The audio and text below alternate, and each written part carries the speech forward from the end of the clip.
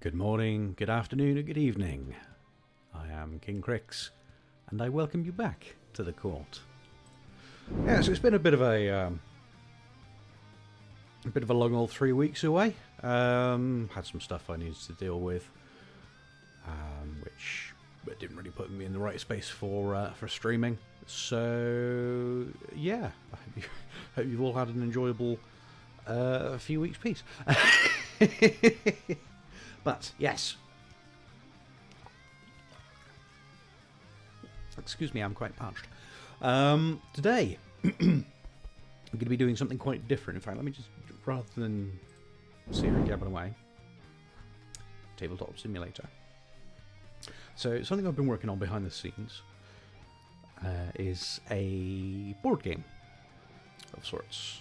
I was inspired by one of, I believe it's Magic the Noah's videos, where he was letting players create their own board, and it's like, well, the idea's there, but it was a little bit too free reign, I think, which doesn't make a lot of sense. But I'll get into it more as I'm trying to build up this game. So I've been jotting down thoughts and kind of basic design ideas / decisions, but I've also been doing a physical prototype. It's not finished yet, but I've got, essentially, I believe I've got all the physical pieces I need. What I need to do in regards to the physical is come up with the I've taken to calling it stuff like fluff and flavour. So yeah, I'll do single player because I'm prototyping. Let's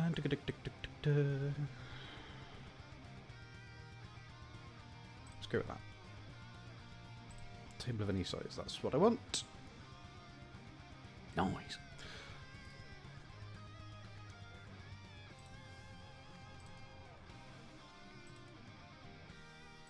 Yeah. Get out of it.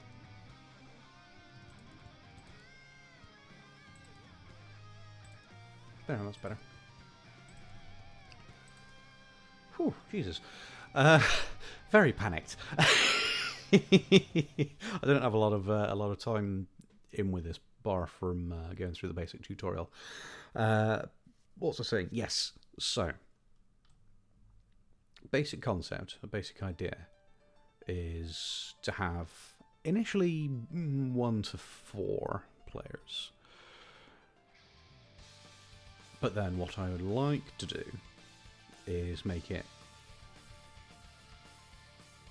so that it's scalable based on the number of players, because eventually I've got this physical prototype which needs all the, like I say, all the fluff and flavour and extra bits added in. I've got the physical bits.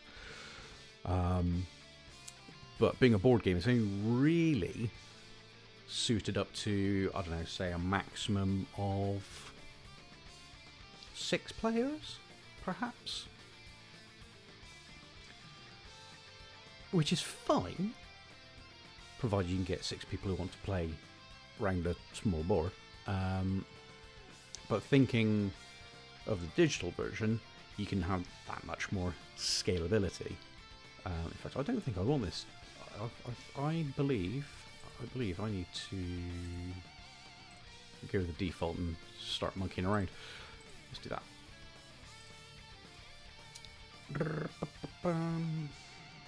Sandbox? No, custom, that's what I want.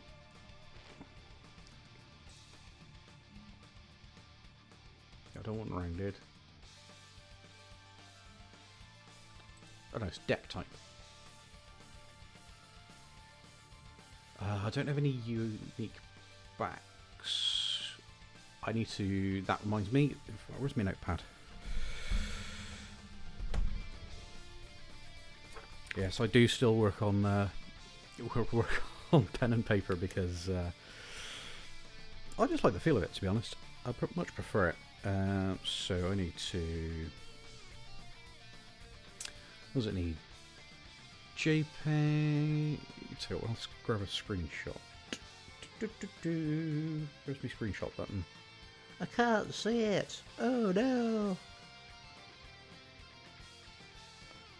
Print screen, that'll do. I need to design front and back card faces.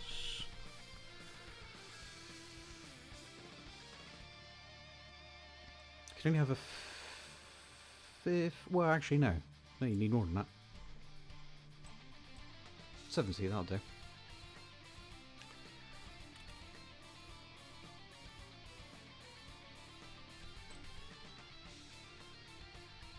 Oh.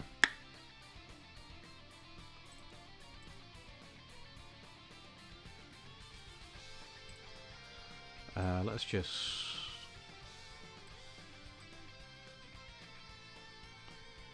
something kind of parchment paper colour, so something around there?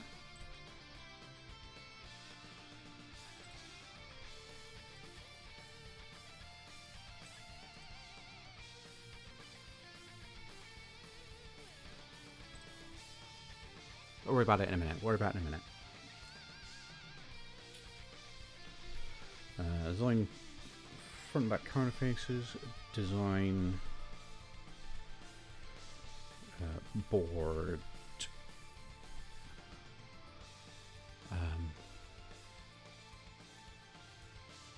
What's the word I'm looking for? Face?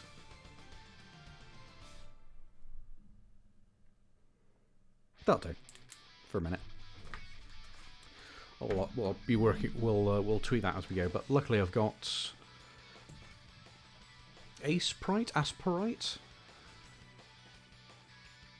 Wait, the sprite making tool. I'm wondering if I can utilize. I can manipulate that to provide the front and back card faces at the very. I don't know if it would work so well as the board face or the board top. I'm wondering whether I can get away with making something in paint. Exactly, I have I jotted down the dimensions? Where is it? No. Oh, here we go. Oh, sugar. I've got the dimensions in centimeters, but I haven't converted to millimeters or pixels.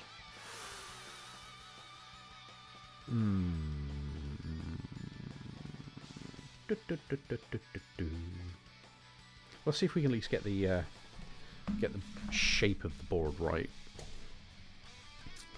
we need a bigger table.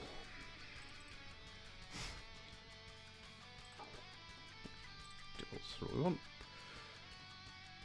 We need a rectangle. Let's chuck all these over here for a minute just to get them out of the way.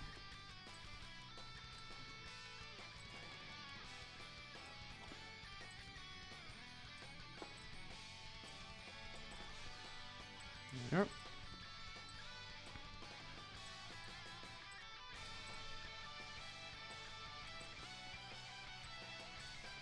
There, that's better.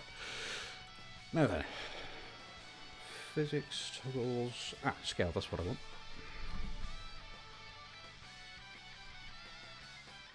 No, I want this custom shape object. Components, boards...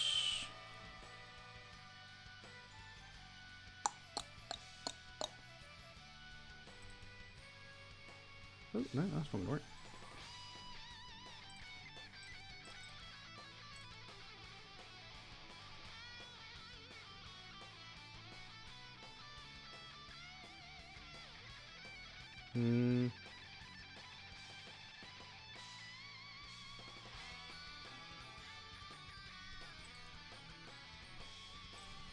In fact, let's... What's the dimensions of this object? Well, it doesn't matter, actually. Let's just quickly go to Google and acquire...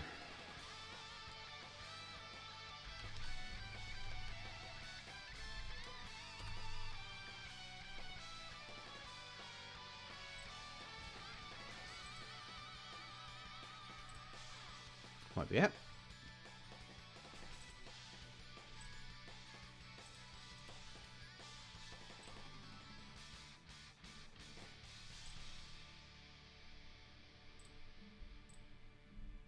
Sweet. That will do, that will do. Oh, I need to put that somewhere where I can readily access it. So, cut that. Put that here. Dib, dib, dib, dib. Not there.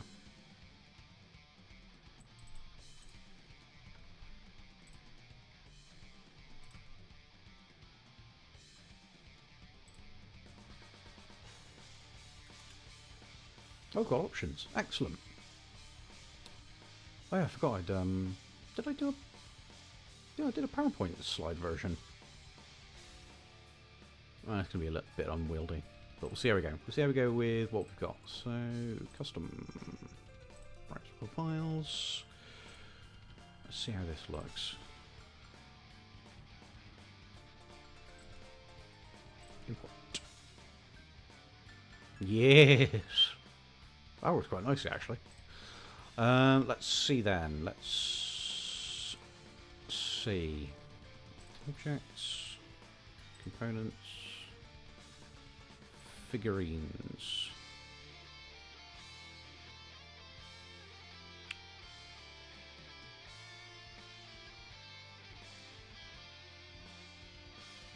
No, I don't think that's quite right. RPG kit.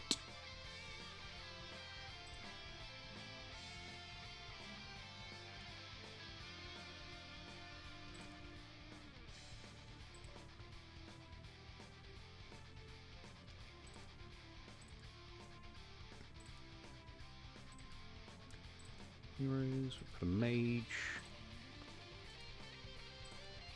ranger, thief, warrior. That'll do for a minute.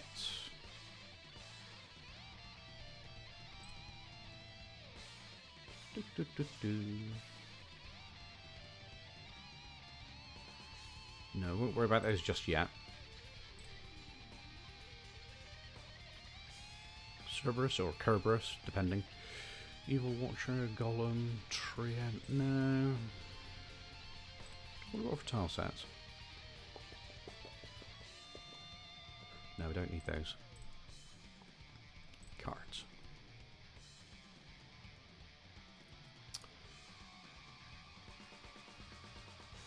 Oh, let's go with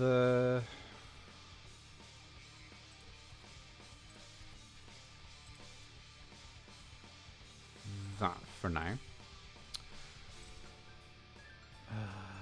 Let's see, how can we... Oh, piece pack. No, that's not going to work. Custom pieces?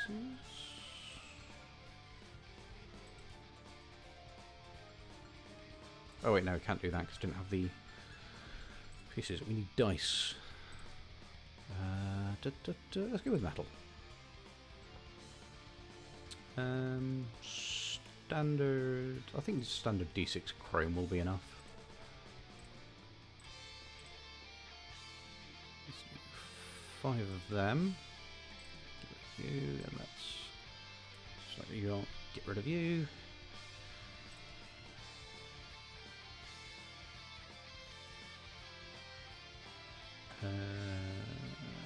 No, I'll come back to that in a minute. A bit early.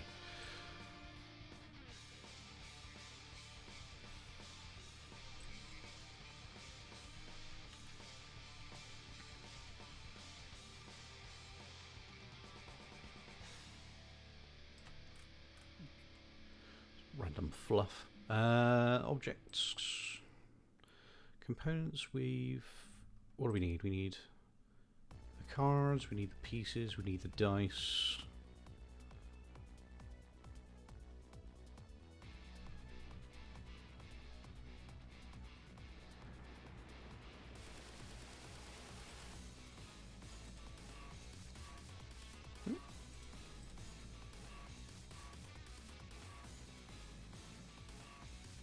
I don't need that. I need some. Basically, I need to draw a grid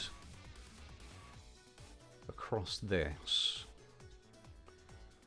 Is there a way?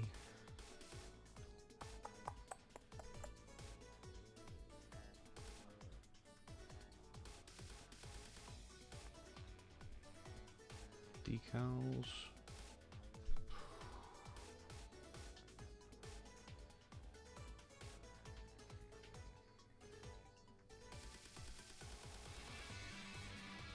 Fine. No, I don't want that.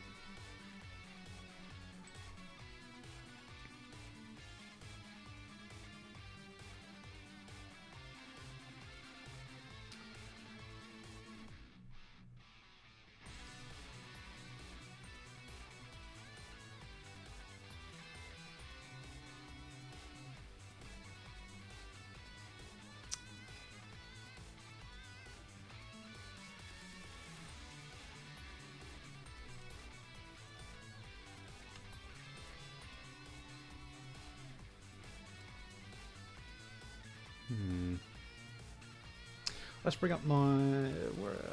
That's probably should have done this before actually. Just need design brief.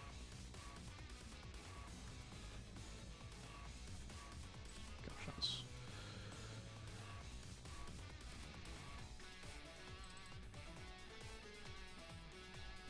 That there.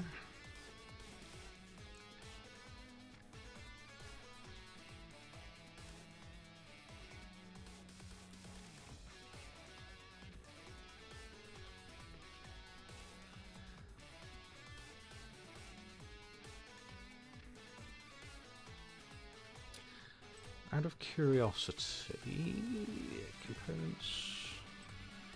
What have we got in tools? Tablet edition. No. I might need note cards actually.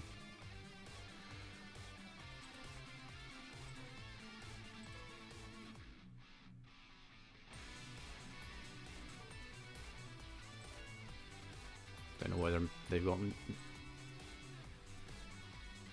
Oh, you can have custom music. Nice.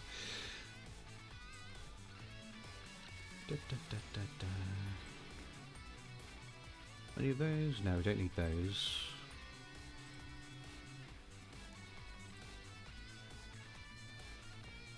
Out of curiosity.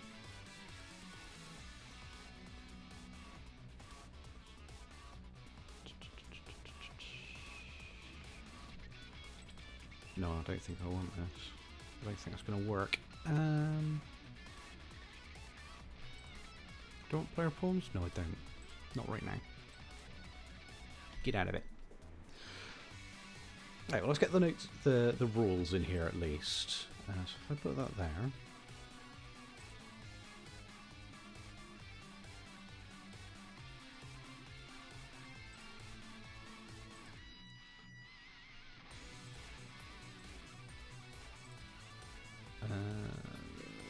Yeah, let's call it rules.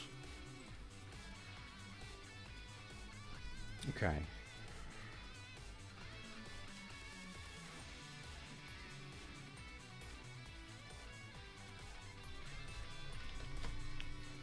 This must work.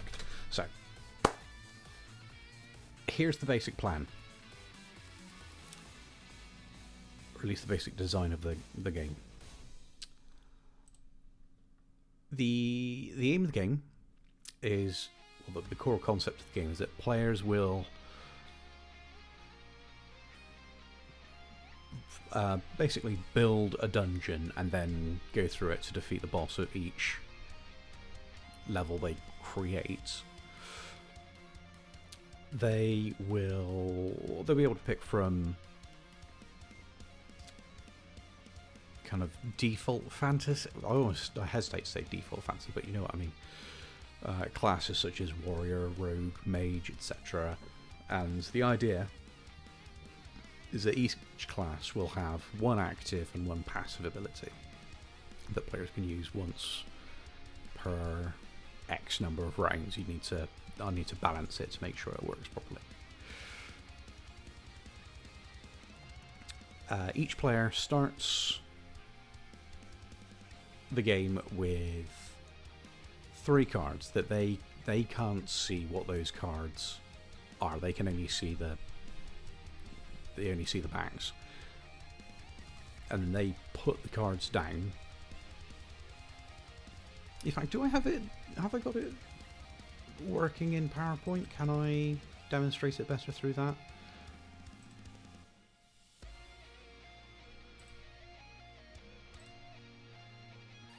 Yeah, here we go. Put that there. I mean, obviously it's a PowerPoint slideshow, so it's going to be hideous. But let me just show you what I mean. So let me add a source.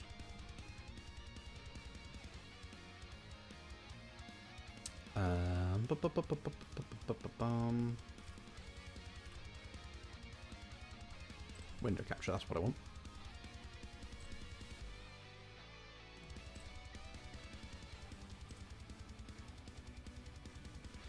Here we go. Yeah, so excuse the ugliness, it's PowerPoint, what can you expect? So this is a working title, Dungeon Crafter. And at the moment I've only got like 9 levels concepted, but the theory is digitally you can play as many levels as you want. So it's a very basic grid. There'd always be, say, one starting location. So I can't believe I didn't set that. So we'll do that. Alignment or center.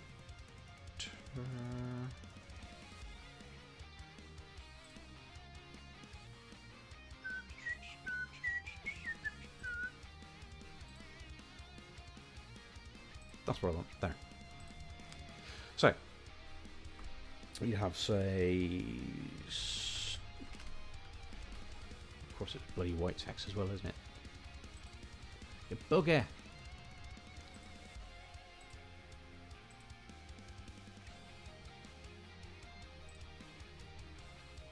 Text color. There. Good. Sorry. So you'd have start there. I'll sort it out in a minute. And then you'd have a boss location appear randomly, say here. Yep, so far so good, right?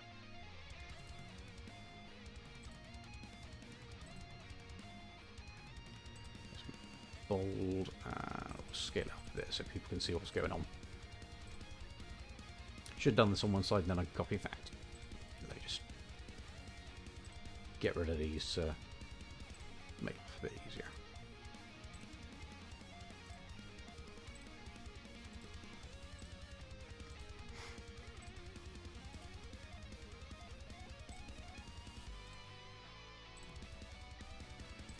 Cool, so let's imagine starting a new game, level 1, Castle Catacombs, right?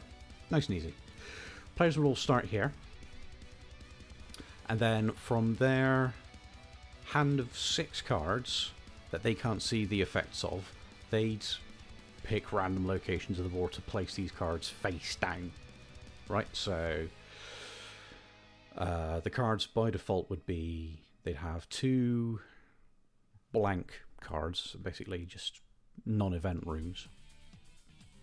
They'd have 2 rooms with positive effects, so like safe room, some kind of sanctuary, a healing. What's the word I'm looking for? Altar, something like that. And then they'd have 2. What I'm crudely calling as hazard cards for the time being. Basically, rooms that would cause some kind of detrimental effect to the players. Because if it's just like a straight shot to the boss with nothing to challenge them along the way, it gets kind of boring. So they would pick, say, well, let's say player 1 puts one hazard there.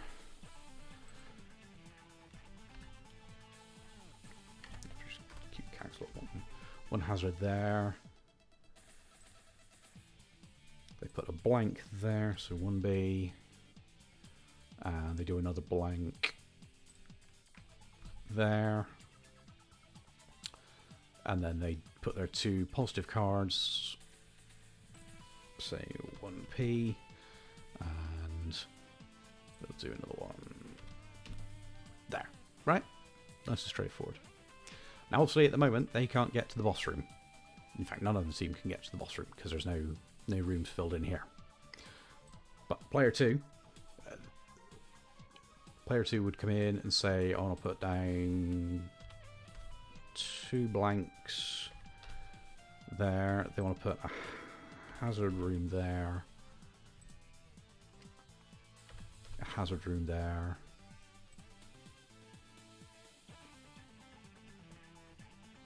and a positive room there, and a positive room here.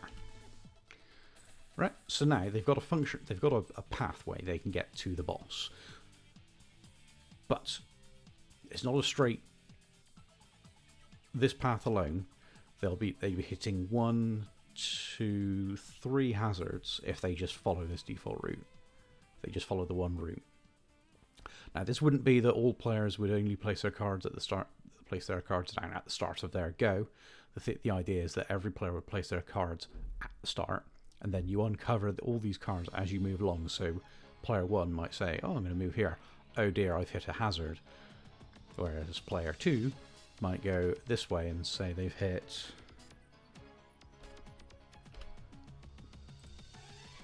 a safe room. So they can rest, they can recover. If they've taken any damage, of course, they can rest, they can recover HP. Or if it's, say, an altar, they can pray to provide the team with some kind of benefit. And so on and so on and so on. Each player will go around, and then each round would constitute of each player getting 1 turn. So they move, they deal with whatever is on the space that they land on, and they can only move the cardinal directions, I think, because if they just do a diagonal, it's going to be a bit too short. And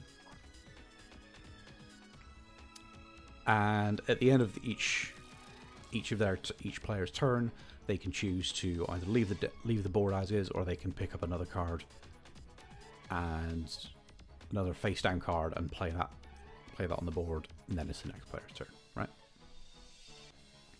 So let's keep filling this out and gain some kind of idea of how a board might look. Trying to get a good spread. If I were a cleverer man, I would do this. I would somehow script this in Excel or whatever. But then this is me, and my Excel skills are rusty at the best of times. So let's put a hazard there. And now we've got 2 blanks. So put a blank there. And we'll put a blank there. And now player 4 comes along. And they're going to do a blank there. A blank there. Make sure it's not showing. Yes, it is. Good.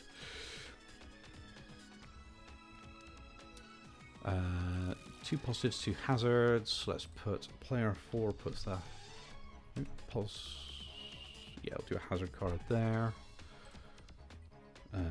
Hazard card there.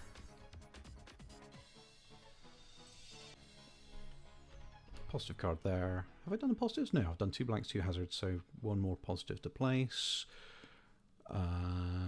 We'll put you there as an act of mercy, not PA. Okay, so we've got, with this, we've got multiple routes through to the boss, which is every round, every game's objective is to defeat the boss, right? In amongst all of this,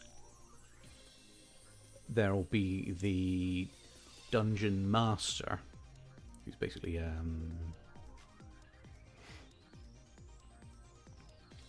the kind of rule keeper, kind of helps guide the sessions. But they also, the Dungeon Master will also have access to,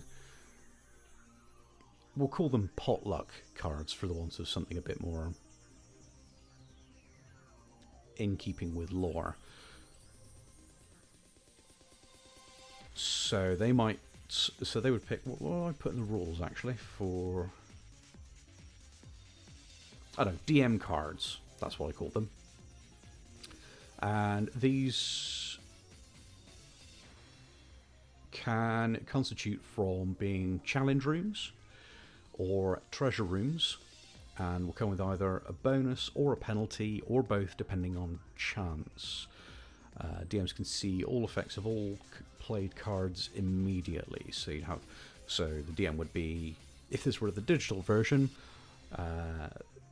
the DM would of course be able to see basically the opposite side of this board. They'd see where the boss is, where every player's put their cards in, and they'd just be kind of keeping track of things. And then after all the players have placed their cards, the Dungeon Master would come in and he'd put down either any, what have I put in the rules? Can play one card from each of the 3 available types, so hazard, blank, or positive rooms. Maybe I should call them sanctuary rooms. I don't know, maybe. Oh, I have in fact called them sanctuary cards in my rules.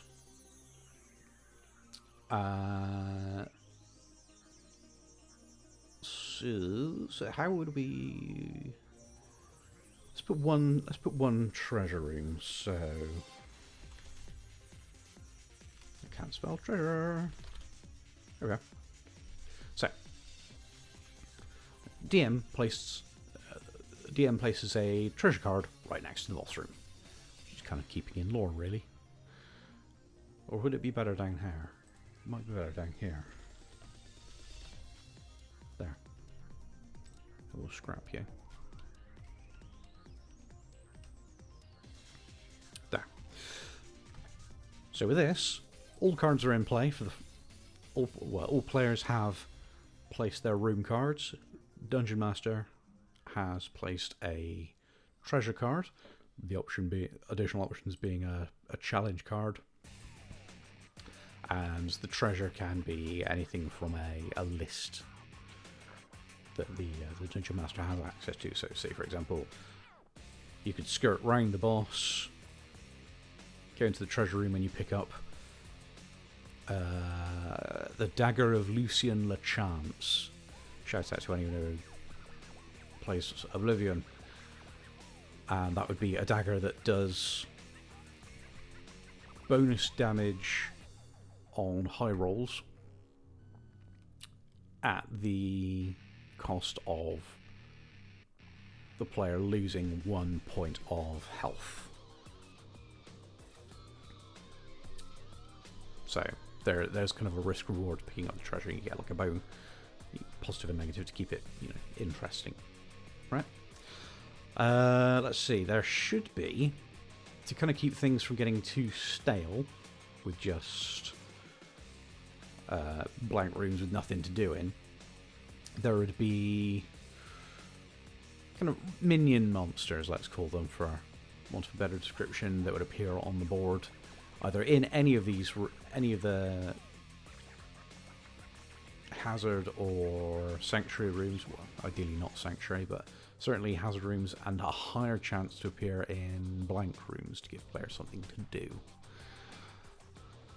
And they'd have kind of like standard RPG,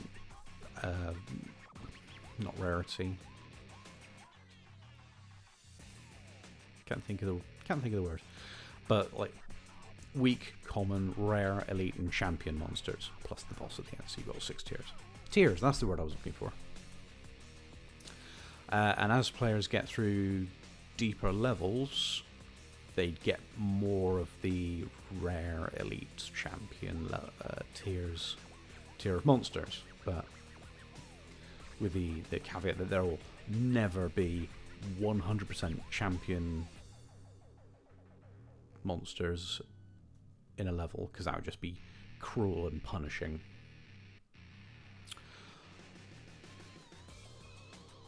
Let's see. What else had I thought? Yes, hazard cards. Yes, so the purpose of the dice. The dice are mainly to help to give players a chance to avoid damage in hazard rooms and their chance of success for attacks against monsters and bosses. To give it, it's almost a bit like D&D, but with a lot less, but with no major stat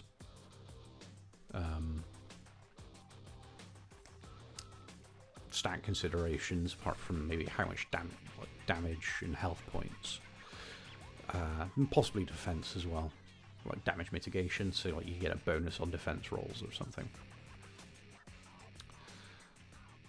So the higher the roll, the more damage players and enemies would deal. So for example, rolling a 1 would be the lowest possible damage, a 6 would be the highest possible damage, and both parties, or all parties, if multiple people have jumped into or in a room and involved in a fight, they would all roll, and one round of combat, quote unquote, we'll say, is complete after all parties have rolled once.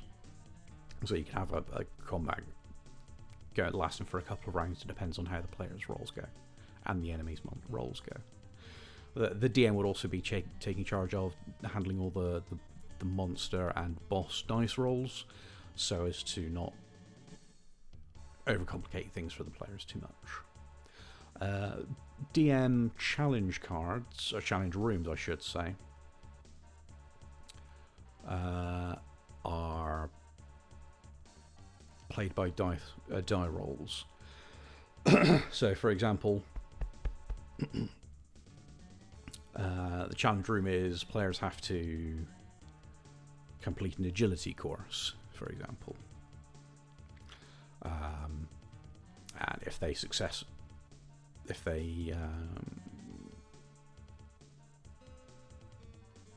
complete the challenge, they can either, depending on how they roll, they can either win a reward with like a minor debuff. So say they get for the next 3 turns, let's say, something not too excessive, they get a +1 to all their dice rolls, but at the detriment that they take +1 damage from enemy attacks, right? So again, it's a positive and negative thing. Or if they roll, they get 2 very good rolls. So I've got here highlighted because it needs tweaking.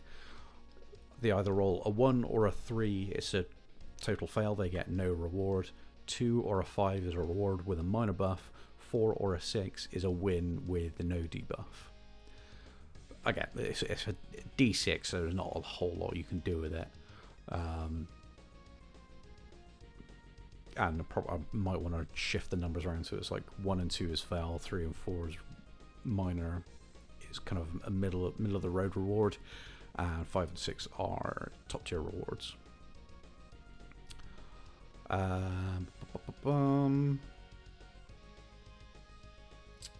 Let's see. Yeah, there's been no PvP as I have it planned.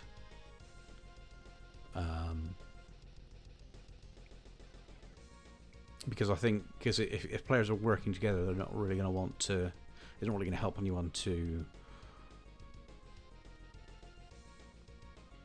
be getting stabbed in the back by their colleagues colleagues? No, this isn't work. By their teammates. That's the one I was after. During a fight, because that's just going to make things complicated and increase the risk of them not being able to complete a match. And yeah, there's a chance through all the hazards and the enemies and the bosses and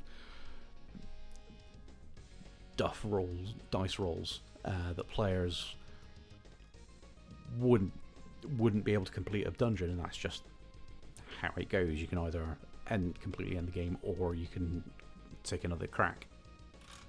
Which is a nice segue actually on how dungeon clearing or dungeon failing would work, in that at the end of on completion or failure of clearing a dungeon, all the cards get cleared off the board. Boss and start room positions are randomized. Cards are shuffled, and the players basically start from the top on a new room. So let me save that actually. Where is it? Here we go. Again, this is Excel, so it's not exactly the most thrilling thing to look at.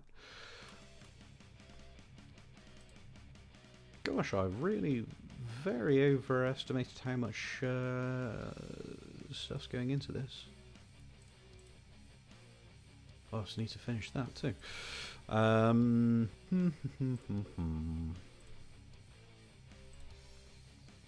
Yeah, so there'd be, at the moment, at least in my definitions, I've got 9 levels. Well, as you saw, I had 9 slides of dungeon, but for a prototype, it'd just be a concept. So I think I was a little bit all over the place describing it, but that's my basic intention with this in crafting it. So what would really be good is if I had a way to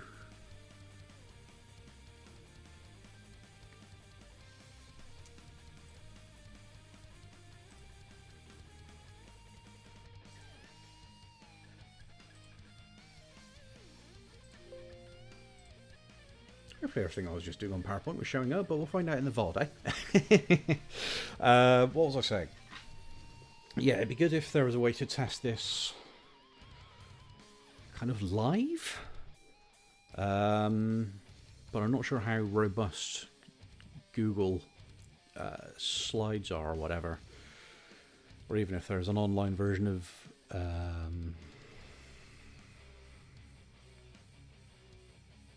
maybe not Visio, but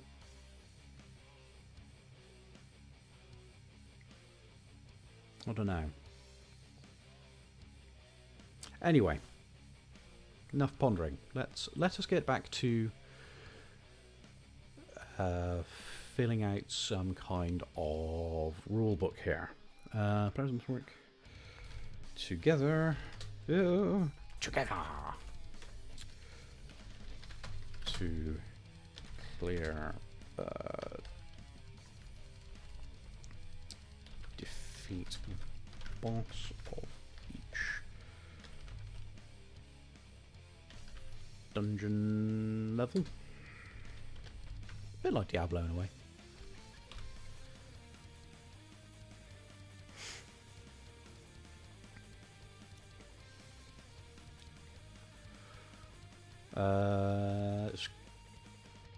Actually, I've got that. I just need to put that screenshot somewhere useful. 1 minute. There we go. New paste. That didn't work. Bollocks.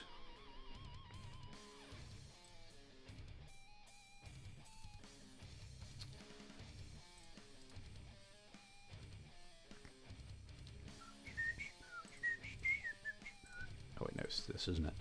Components, custom, deck, that's what I want.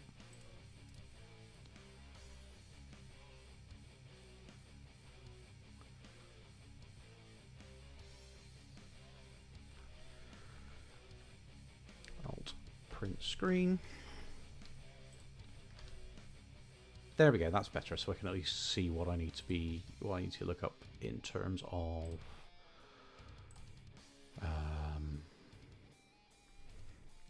spec. Don't know what I'm going to do about player models as well, actually.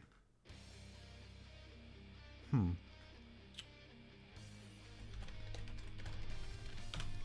we go, that's better. Get rid of that. Yeah, that's fine. Good.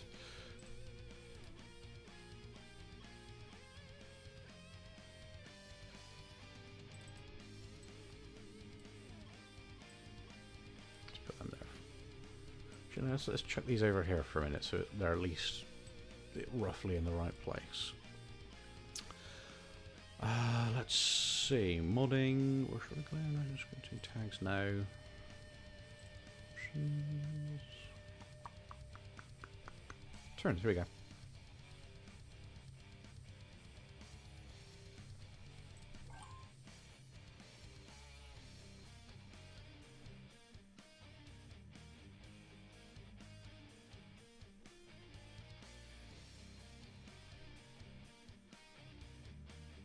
Colour to pass our turns to? No, because you'd want it to go round, just basically round the table like 1, 2, 3, 4, etc., etc. So let's see. So core concept. No, in fact, we do need a start room and a finish room, don't we? Components, RPG kit, tile set. Corner?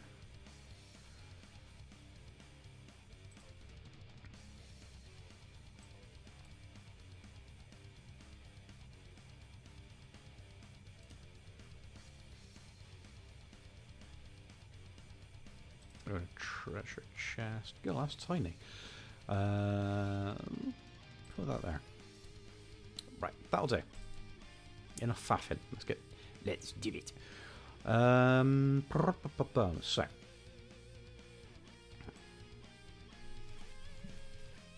give all the decks a shuffle. No, get back on there.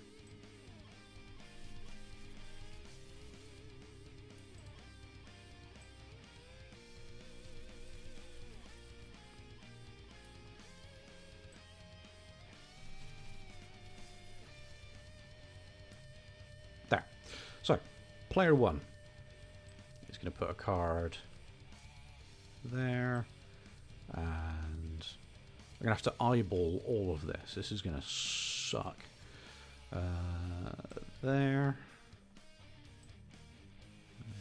There.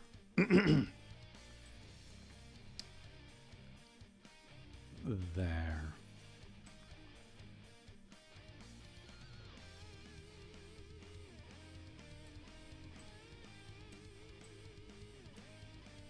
Yeah, there we go. And there, so that's all 6 cards placed. Player 1. Player 1's start done. Player 2.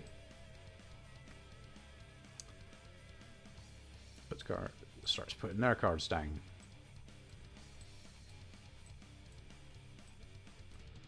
They're going to put one there. They're going to do one there. They're going to do one there. So that's 1, 2, 3. Oh, so I've been pulling from the wrong deck. Oh, it doesn't matter. For the purpose of demonstration, this will do.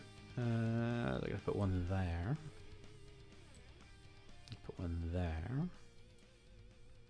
So that'd be 1, 2, 3, 5. So I can do one more. I think. I've already lost count. I might have already lost count. Sod it. Let's say player 3. 1, 2, 3, 4.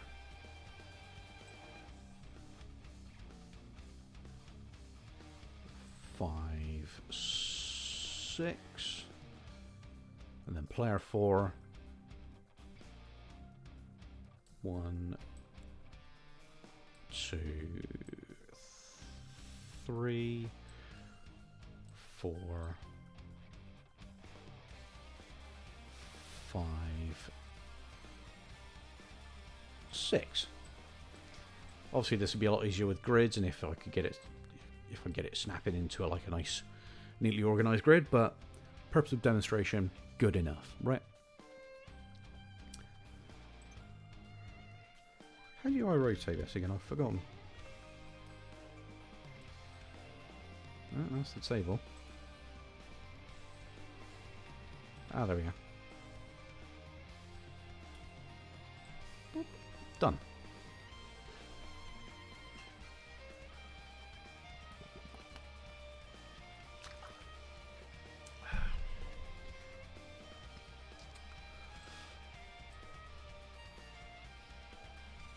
So, player one. Player one's going to pick. What is this? I've forgotten what that is. Oh, it's a knight of some description. Alright, so player one is... Alright, I'm going to move... I'm going to move to this square. So they flip the cards, and there, this is, let's say, what's 5 of diamonds, so let's say this is a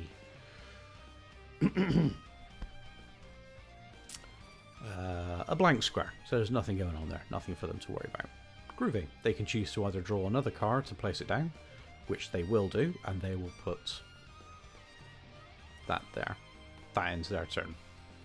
Player 2 comes along. I'm going to go this way. So they go there.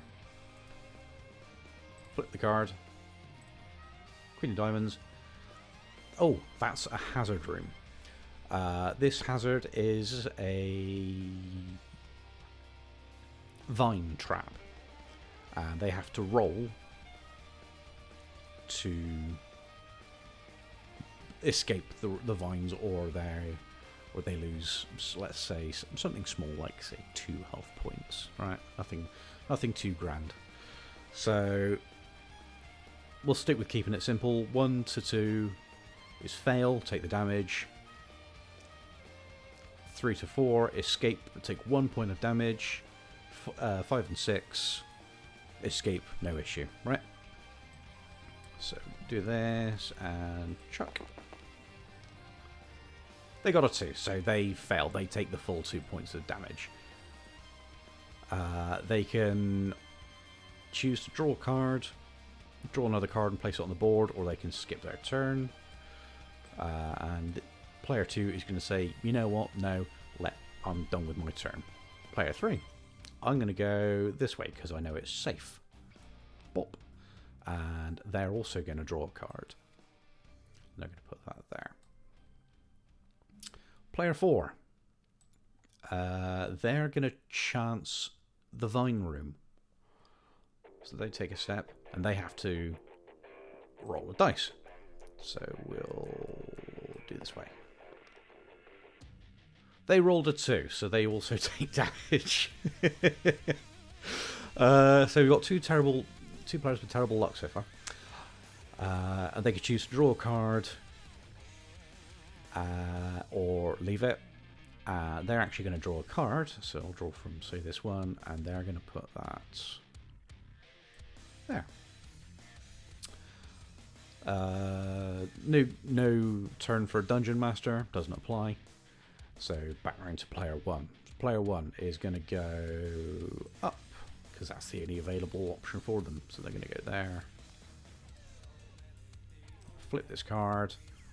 King of Clubs. And that's a sanctuary room. And they can either choose to... This particular sanctuary, let's say, gives them the option to heal 5 health points, sorry. They don't need it because they've not lost any health, so they're going to leave it. That effect is still in play. Useful for these guys to know, right? Player 1 decides not to draw any more cards. On to player 2. Player 2, which is this one, has to roll again. Player 2 is going to roll another... No, we got a 4. Alright, so they succeed, but they lose 1 point of health. So they're effectively at minus 3 health. So, in fact...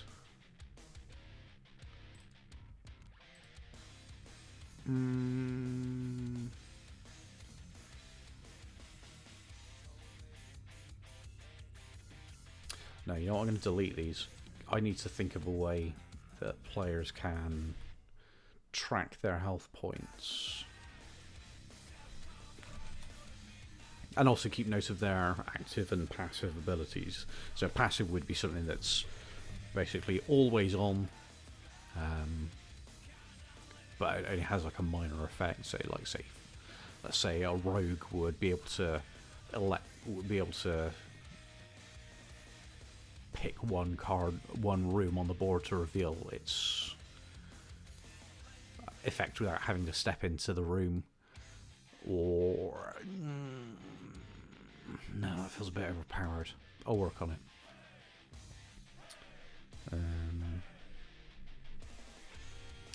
See, player HP and ability tracking. Maybe this would work better in like Google Slides and testing it with live players. I don't know 4 people to test it with though. That's rather sad, isn't it? I don't know 4 people to test the game idea with. Oh well.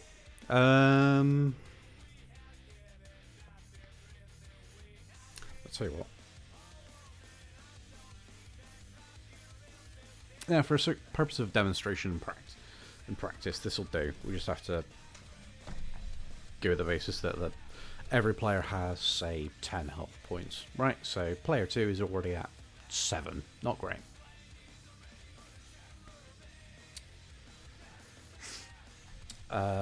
So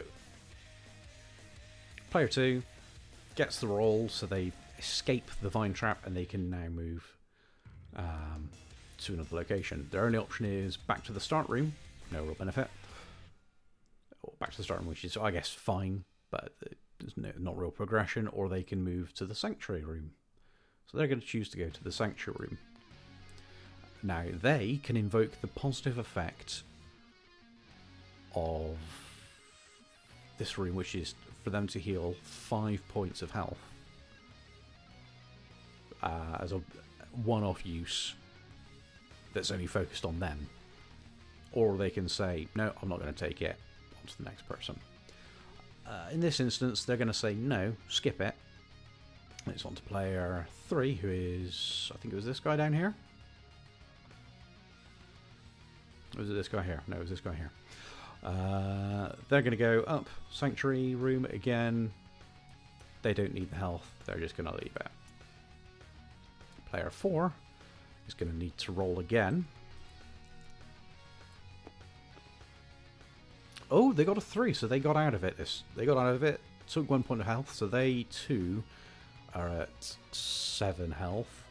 They're going to move here, and they're actually going to choose to invoke the positive effects. So they're going to heal back up to full health, albeit with two points wasted, but that's what it is. And they're not going to draw any cards, so back to player 1. So let's go here. Player 1 is going to go here. So we'll flip the card. 6 of spades, blank room, nothing happening. They will choose to place another card on the board. End of their go. Player 2 is going to go north. We'll flip the card. 8 of hearts. And that is going to be a blank room as well. So they are safe, albeit at 7 points of health. And this is how it's going to go on and on and on.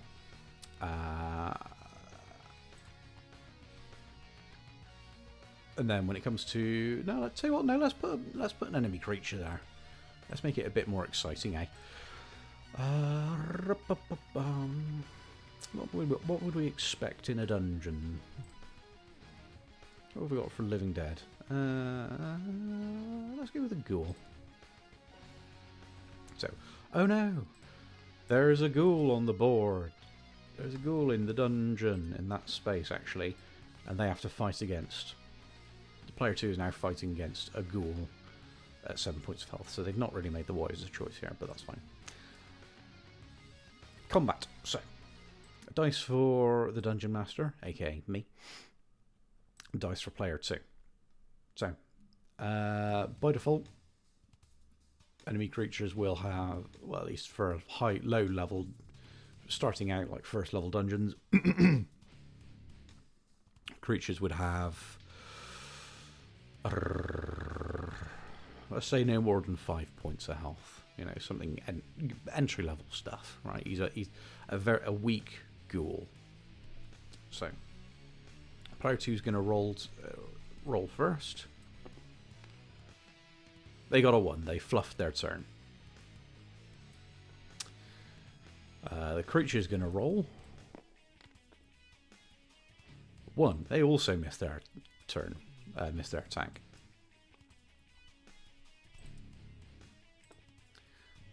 Player 2, 3. Ah, so they get a, let's say, a moderate attack that does 2 points. 2 points of health, so creature's down to 3 now, right? Creature's going to roll 2. Whiffed again.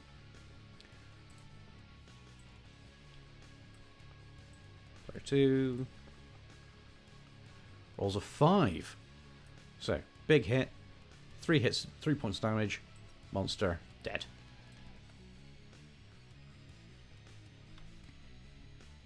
So, luckily, player 2's taken no extra damage in that turn, and they've defeated a monster. Nice. This is now a clear room. It's empty. No monster can spawn back in it during this particular level. Right. Player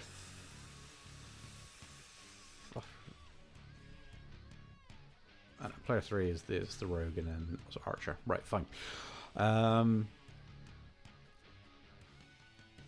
Player 3 is going to move this way. Not going to draw any extra cards. Player 4 is going to go north. No extra cards. So, as you can see, it's kind of the basic thing. They move 1 square, they deal with whatever's in that square, and they can either build up the dungeon until the entire board is filled, at which point, obviously, you can't draw any more cards because there's nowhere to place them. Or they leave it and it goes to the next player. And this goes on and on and on till they get to the boss. Let's chuck in a boss for clarity's sake. Let's see what we've got for a villain.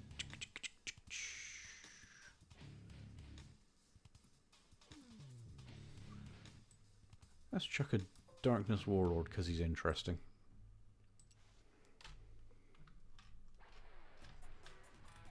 Darkness Warlord is going to sit here.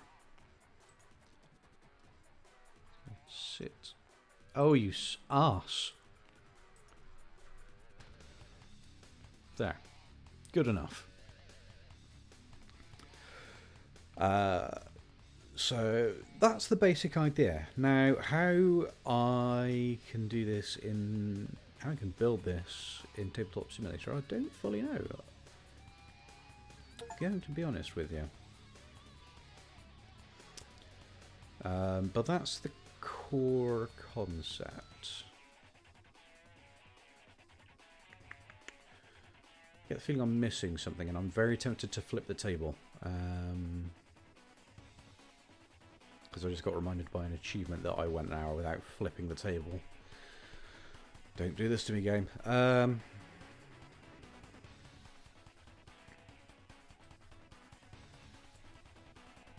So let's just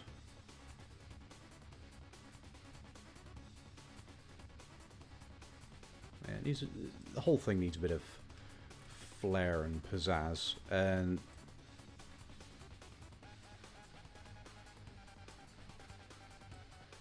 yeah.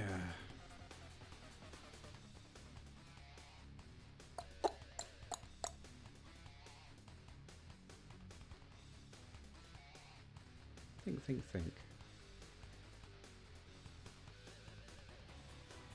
So that's the basic idea. I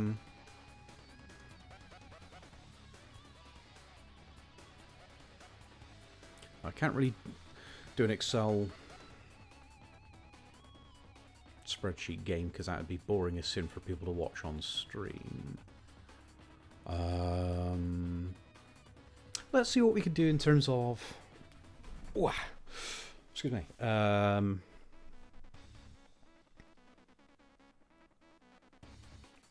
Some kind of online prototyping. So we can at least do a live test. So...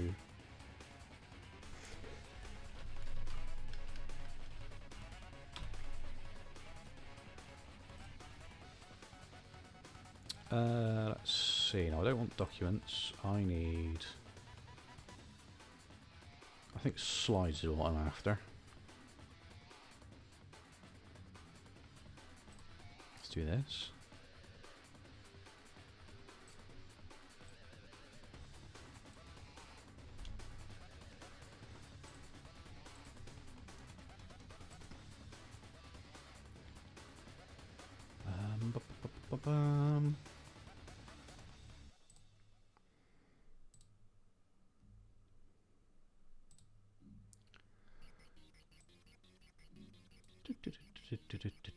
Not there. Where's my projects? Projects. There you are.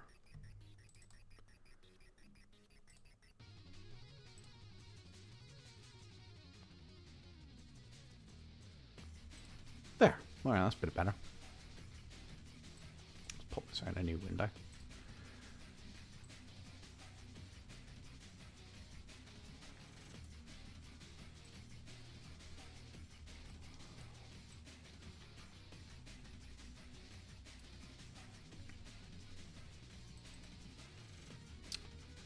Let's try and capture this. No, screen capture. I want a window capture. Window. There you are.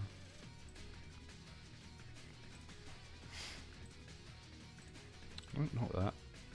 Window. Alright, good.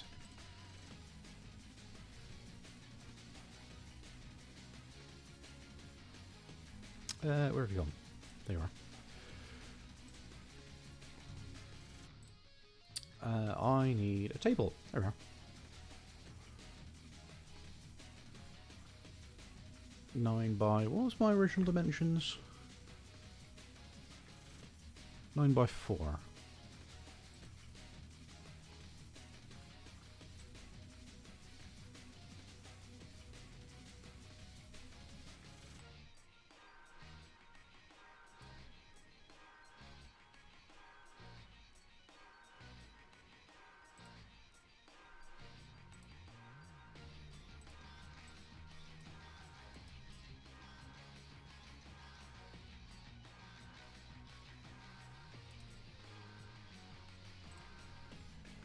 Translate with default thing was a bit of a bloody mistake. It's getting on my bloody nerves. Come on. There.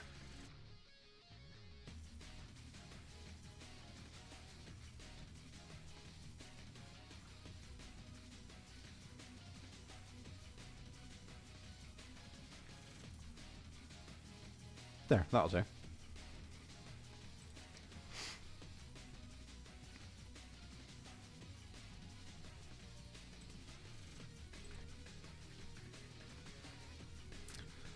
Make it bold. Oh yeah, I need to alignment. Where's my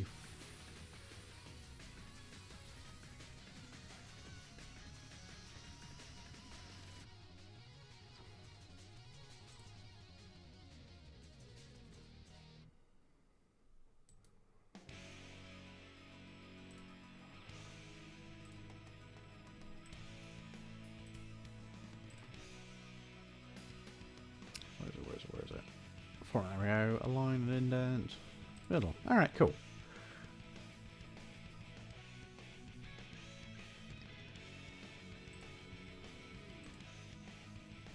Actually, no, let's do a light grey. No. That'll do. Okay.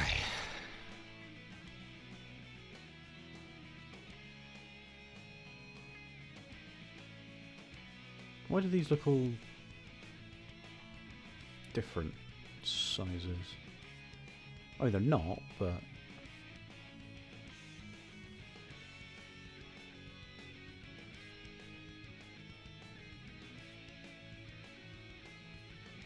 yeah, you know what? Let's save this.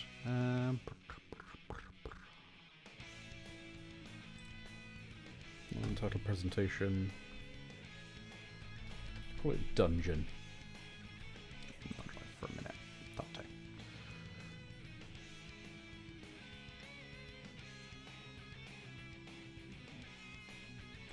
I have to try and reach out to some people on Discord or something, see if anyone's up for doing a test. Maybe try and find a date for when everyone's free.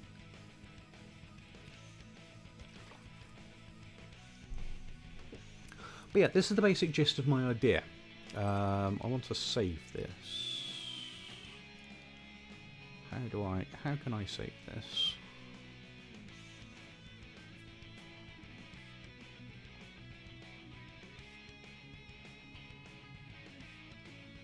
But I think in theory this works. What I need to do is keep updating, keep testing, and keep fine-tuning the rules and the room and effects and so forth. And then I get on and test it. And what I could do with is finding people who want to make a game as well, and then combined, if we have them startup capital, let's be honest, and skill set, we can see about making this a reality.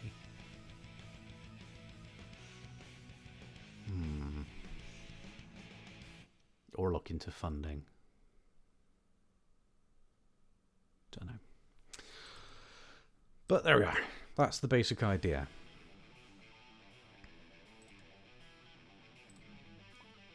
Let's just... should I fart about a bit?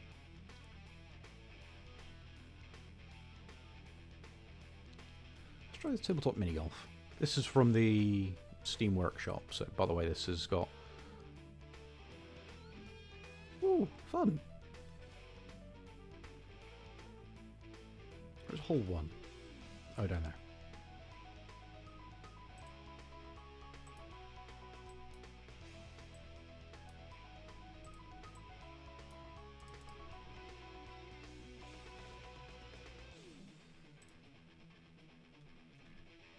Oh, that's me. Dude.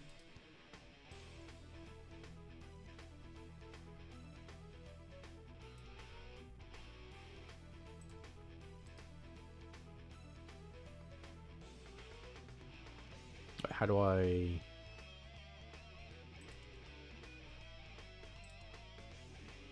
how do I get the game started?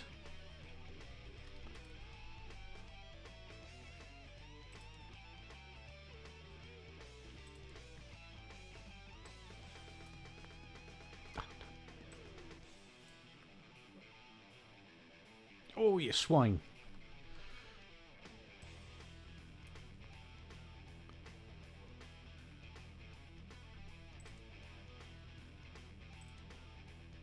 How do I start the game?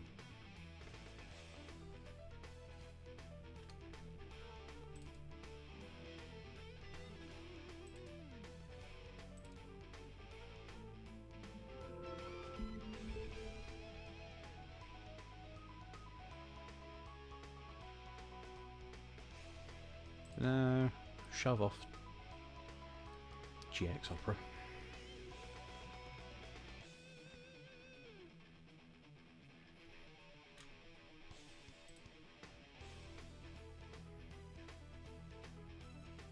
Oh, I have to use the F5 key. Right.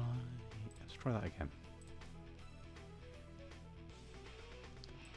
So, let's tee up.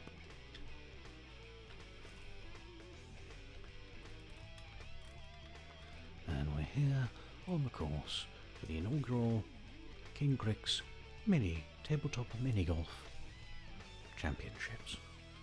Let's see how we do.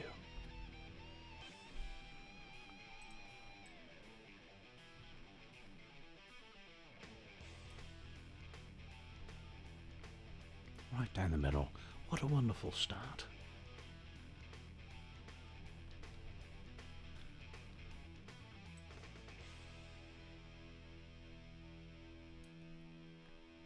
Oh, lovely.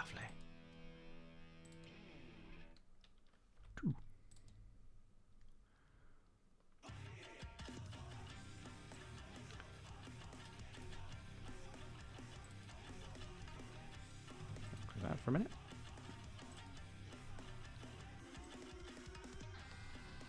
Oh, I think I started a bit ahead of the position. No, that's fine. There we are.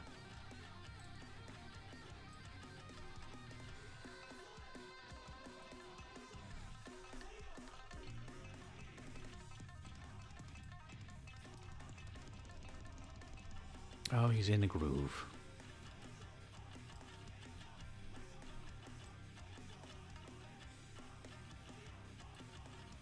Oh, you bastard.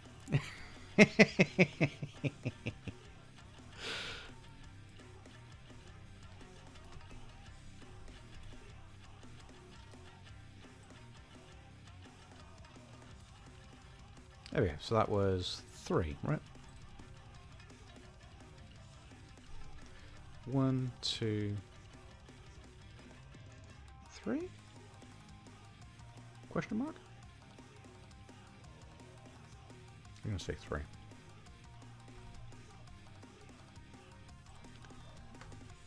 That was F1.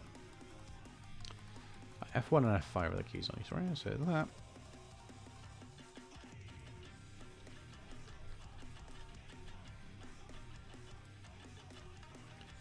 So F5. And quite a bumpy course, but luckily it's a still calm day here in wherever the hell we are. Field in the arse end of nowhere. Yeah, we're just out in a field in the middle of nowhere. Great. So that's 1.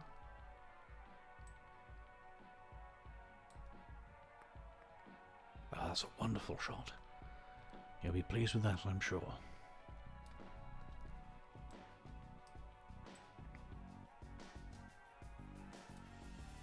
And there we go. 3. Marvellous. Wonderful day for golf. Wonderful day. I don't actually watch golf. I find it intensely boring. He says playing mini golf. Well, mini golf is different, I suppose, isn't it? As opposed to some wildly overpaid toffs just smacking balls around going, oh, yeah, well, wonderful tee, eh? What?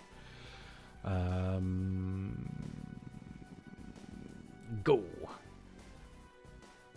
Not enough beans. Insufficient bean applied.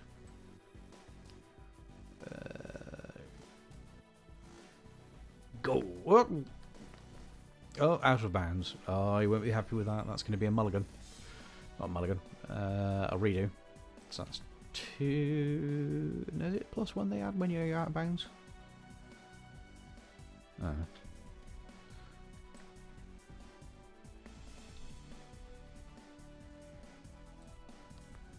Oh, you sod!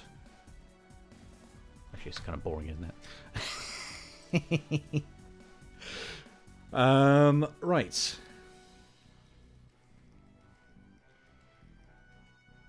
What to do?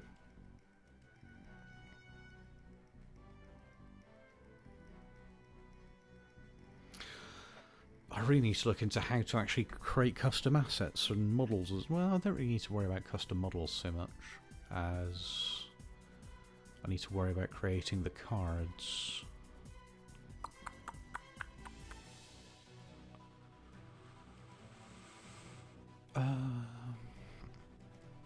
quit out of this for a minute. Let's go to just chatting for a minute while I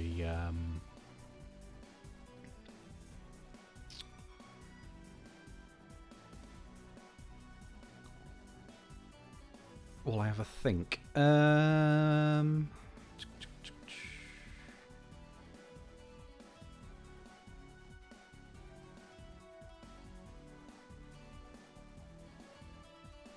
What can I make these prototype?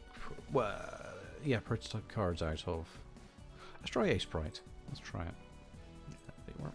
Launch. Good God, that is painfully bright.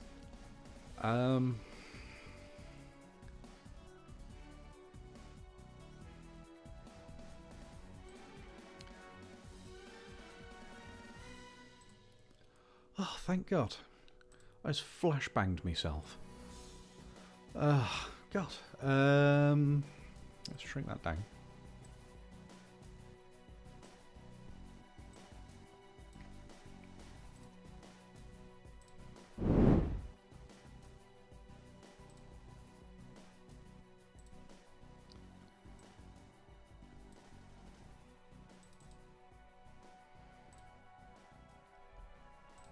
For a minute. No. Is picking out a sprite? No, it isn't. Let's try.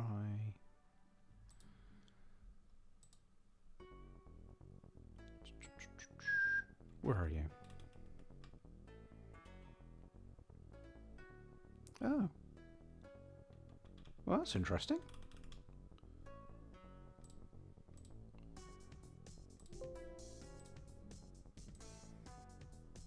Huh. A sprite doesn't appear to want to.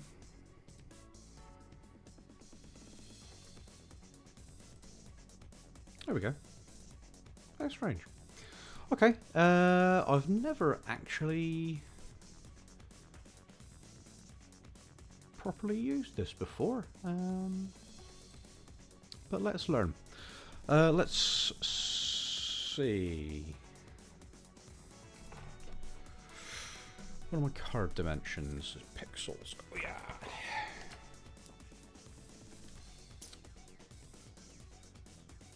Width 750 by 1050.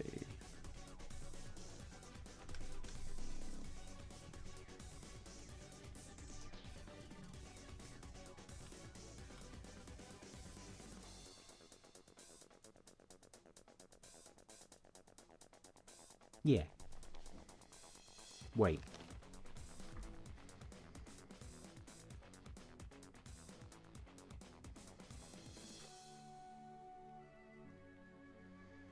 Do I want to fill this in first?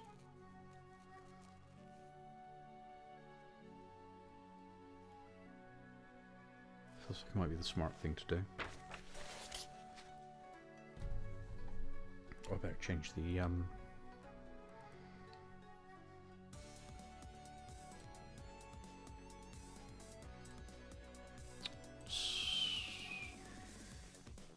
stream info.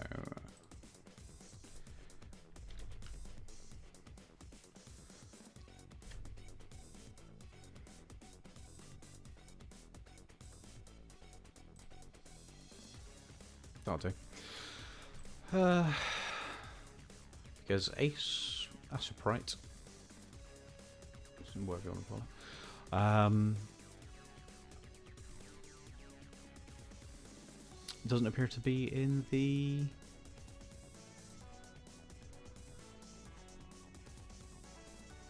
list of Twitch.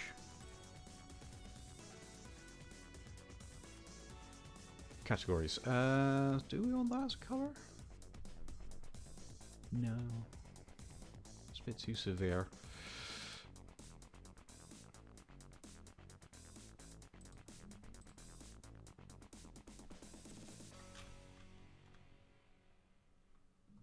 What is this?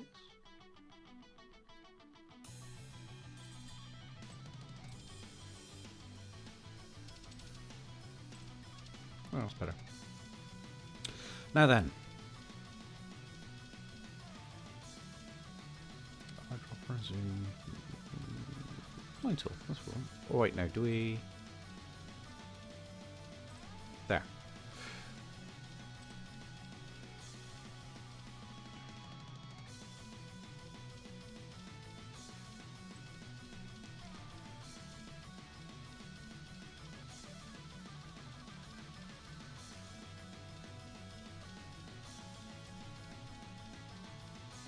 Have I got this the wrong way round? Do I want to have a grey background?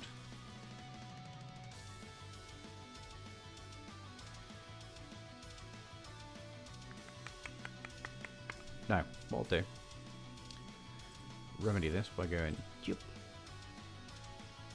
and then yup.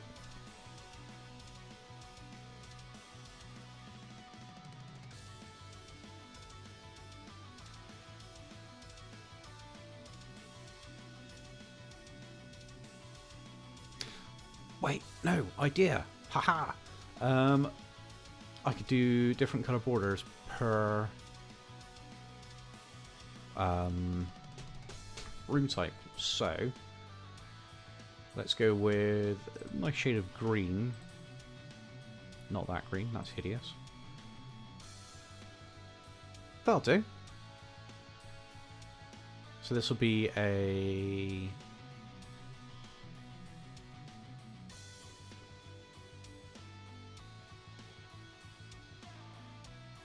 sanctuary room. Don't know why it took me so long to think of a thing. Save as.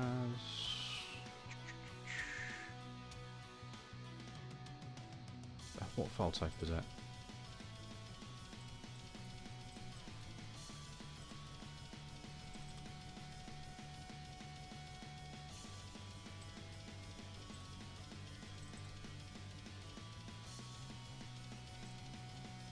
JPG, right.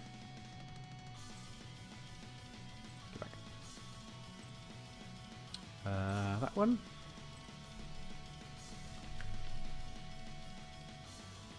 Sanctuary card.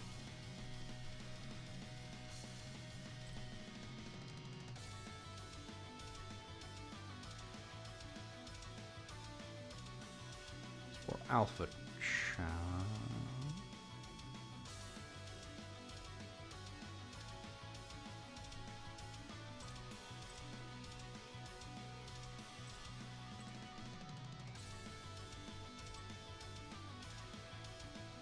Yeah.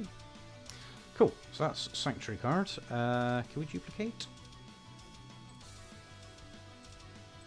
So this one, if we fill that as red, save as.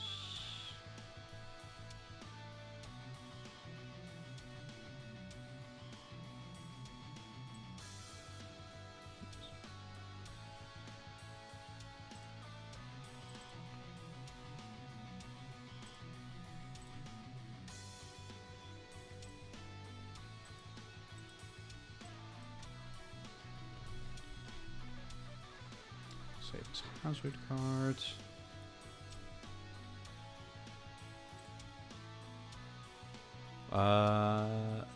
What do we do for a blank card, I wonder?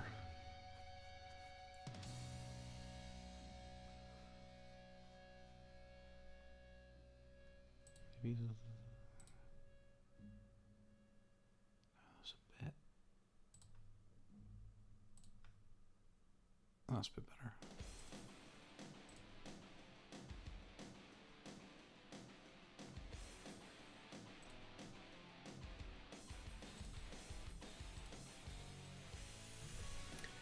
This one a blank.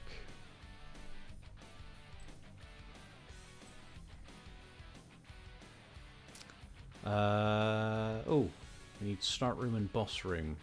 Boss. Oh, and treasure room.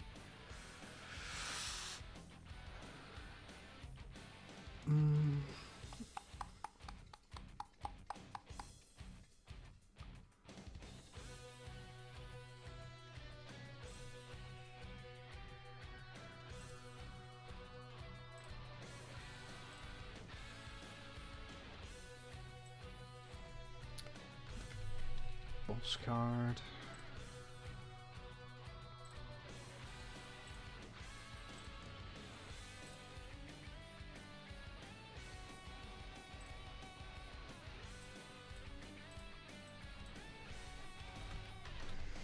Got to decide what the bosses are before I can even put them on the cards yet, but this is fine.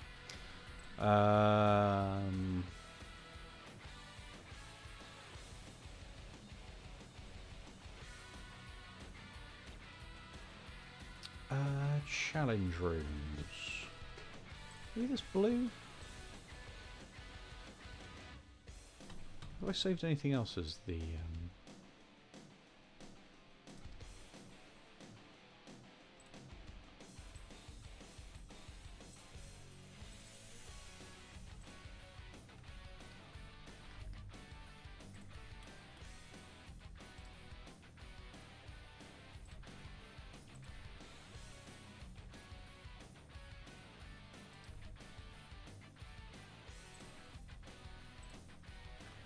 Where's that? There you are.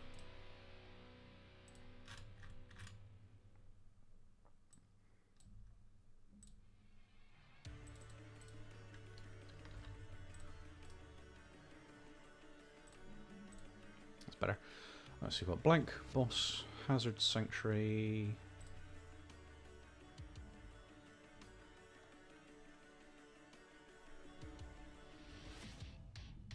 Wait.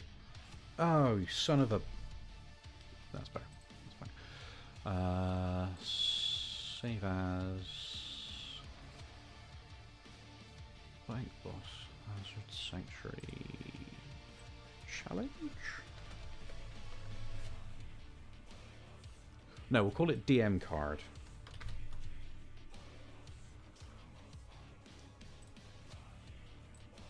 So it's a bit easier to track.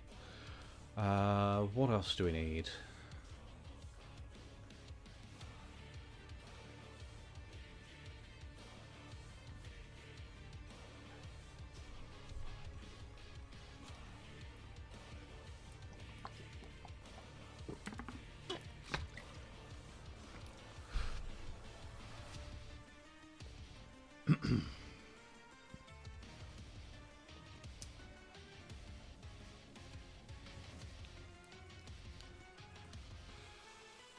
That might be it.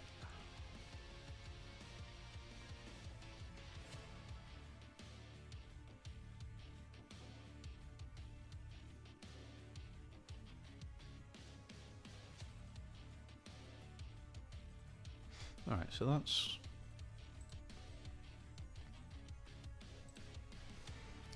Let's fire up Tabletop Simulator again.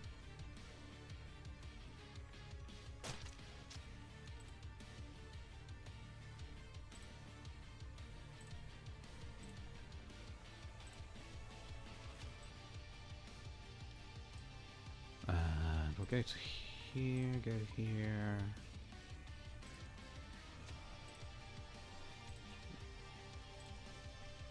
There we go. Let's see. Let's put you over here as a... That.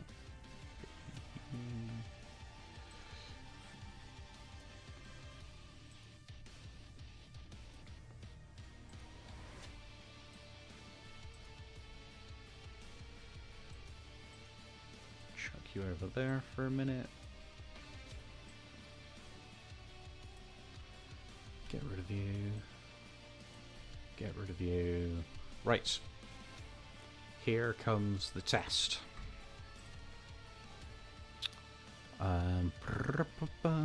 Custom deck.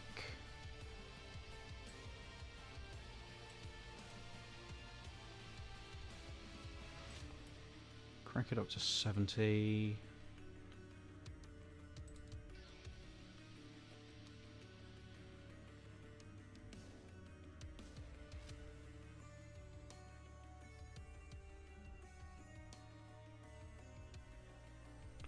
Let's do that.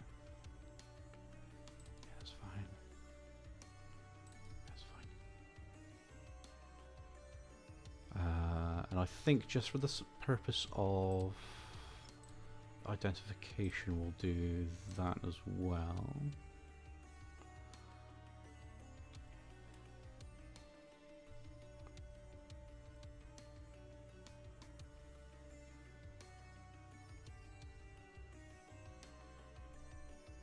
Do that.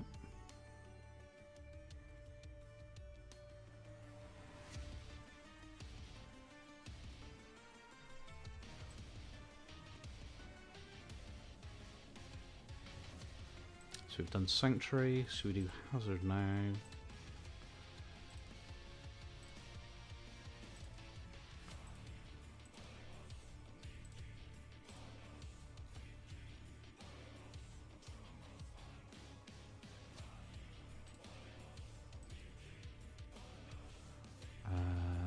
Yeah, that's fine. So let's just shift it up there a little bit so we've got more room.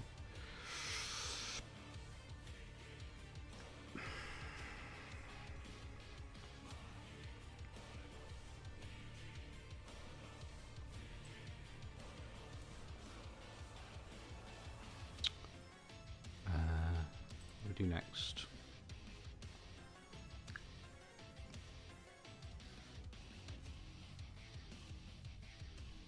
Do blanks.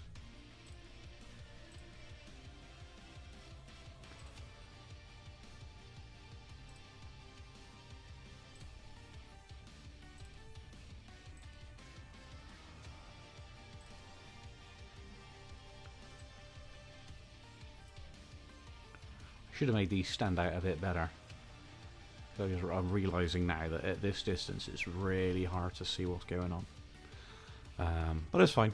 If we overcome. Let's do DM cards next.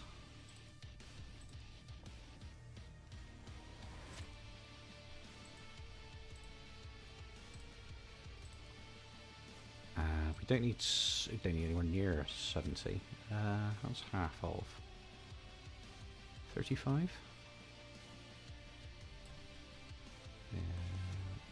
Yes, that'll do.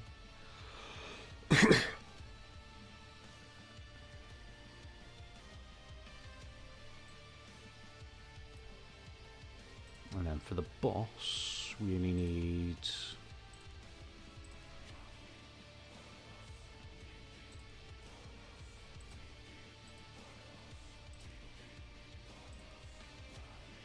probably need even less again. Let's go with 12.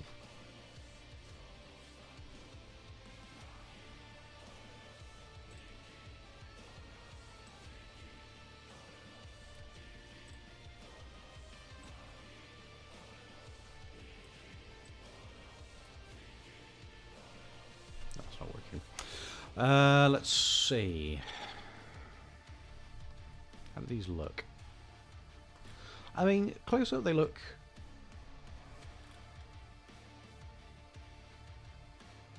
alright. Bit bland. How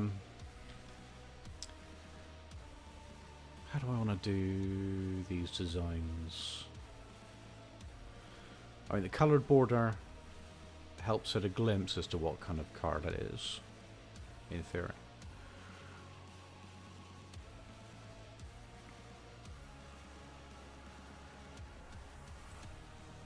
But then when it comes to flipping it, oh, that looks, well, actually,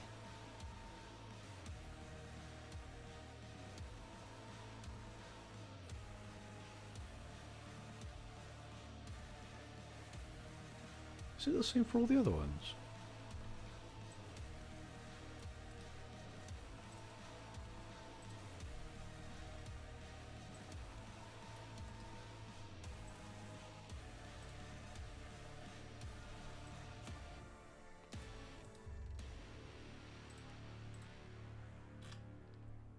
I mean, do you know what?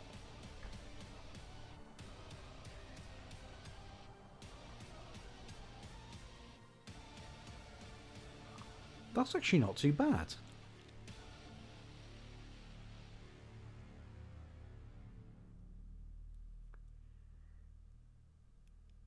Because if you think about it,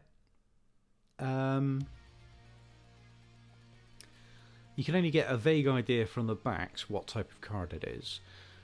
And then when you flip it over, it would have...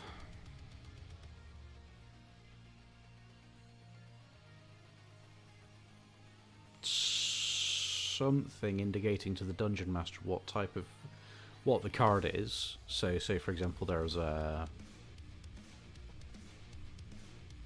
say a 15 on here or something. Or an S15, let's say. On the Dungeon Master's screen, they would see S15 is Sanctuary 15, the Mystic Grove, or whatever.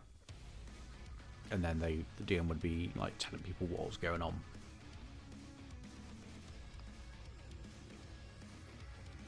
So that might actually work. What an unexpected win. Well, I hesitate to call it a win, but...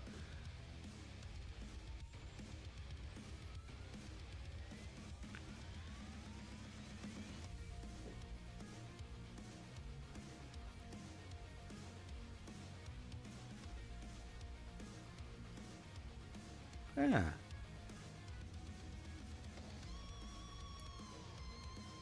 Yeah, I can work with that. At least for a prototype.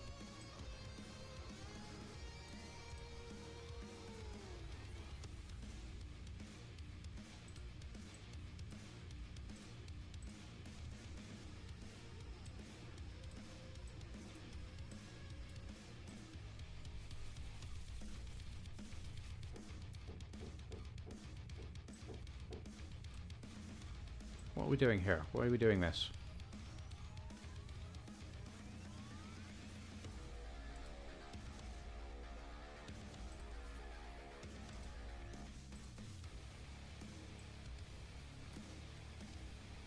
Don't know what it's doing here, and I don't like it. Okay. It needs fine tweaking, but in theory that works. So let's say, chuck a bunch out on the board, see how it looks.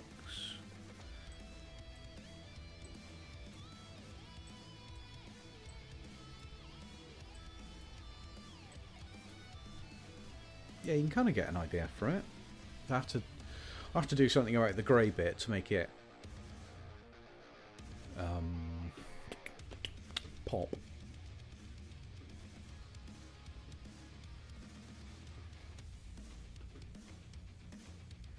Or do I have...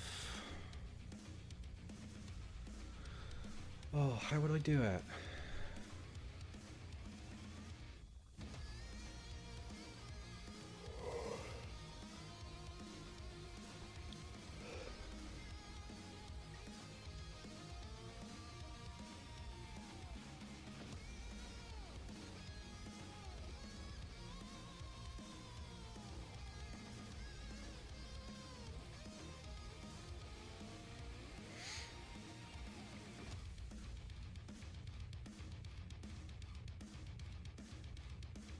I have to go through a few more tutorials, I think.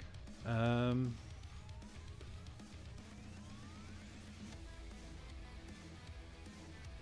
let's take that as a positive sign.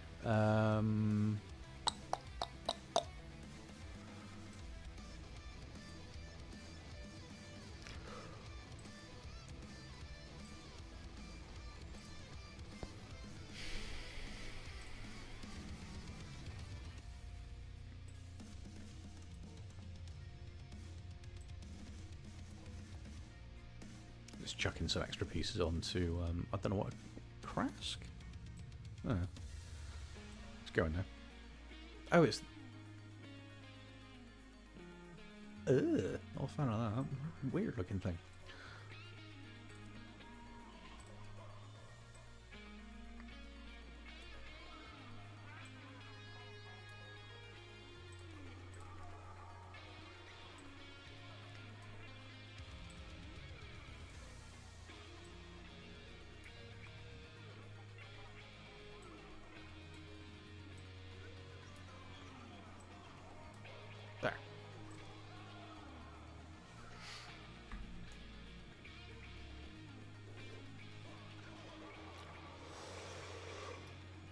Excuse me.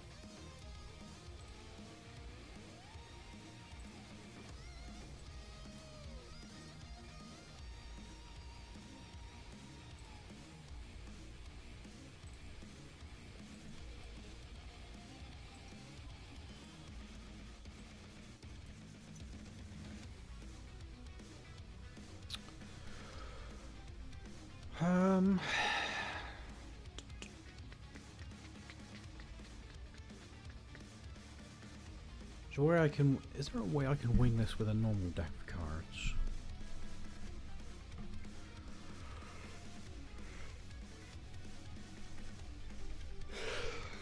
Because, I mean, 52... 52 divided by 4.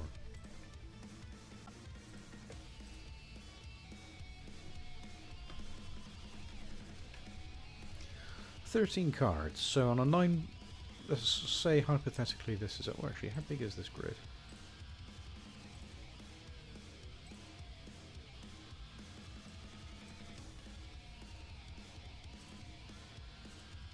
Do that.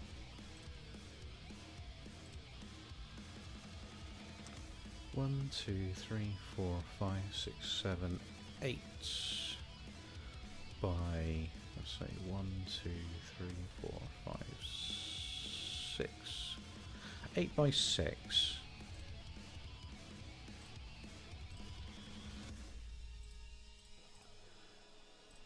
So 40, yeah, so that would work. 48 grid spaces, and technically you're at 46 because you're always going to have a starting place, and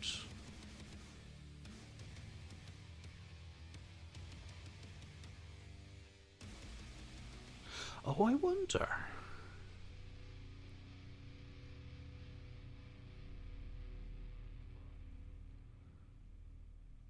I wonder if I can make this work with just one deck of cards. But then there's no way to...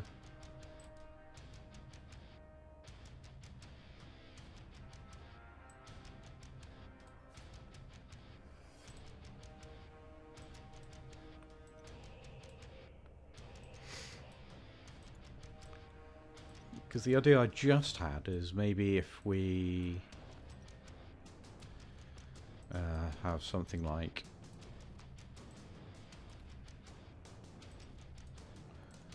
each suit being a type of a certain type of card. So let's say, for example, right, you've got hearts as the sanctuary room, diamonds as the DM card, spade as the blank card, and clubs as the hazard card, right? How would I then ensure that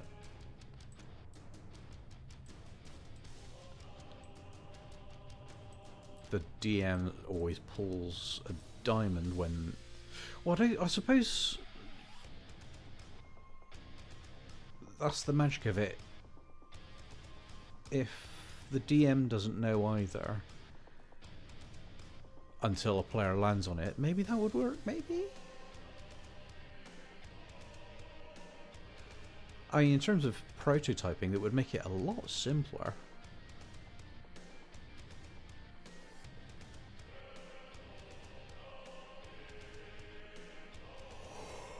Oh, excuse me, I'm knackered.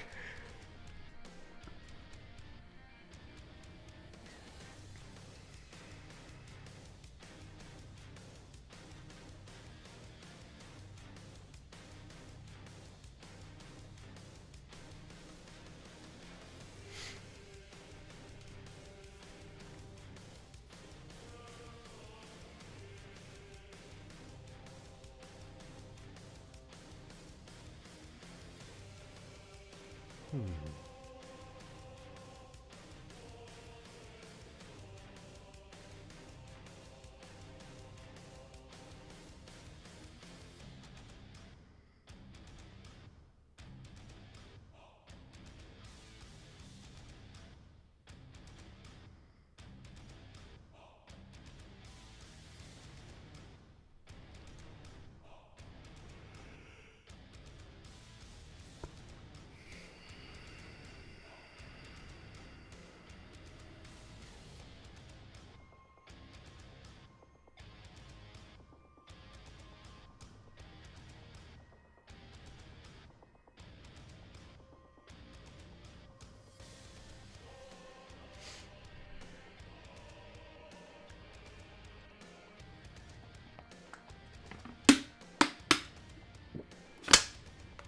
Excuse me.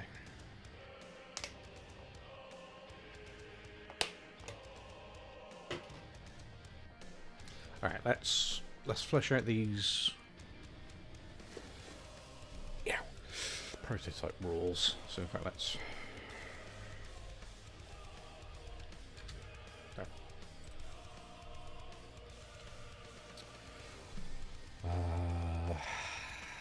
What did I say?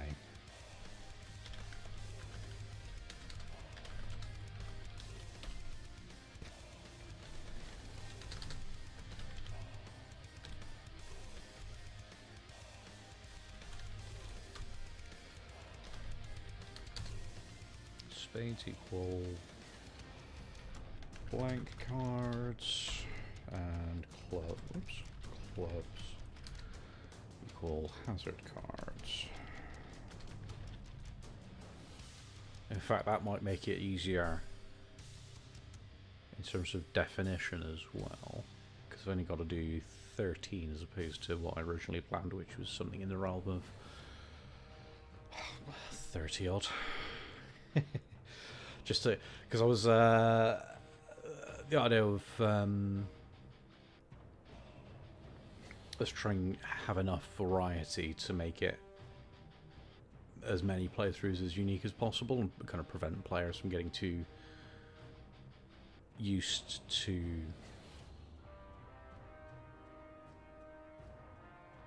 each type of card, or each, let's say, each hazard card or sanctuary card or whatever. But then that wouldn't really matter, because it's all down to, a lot of it is down to dice rolls anyway, so I might be overcomplicating the idea.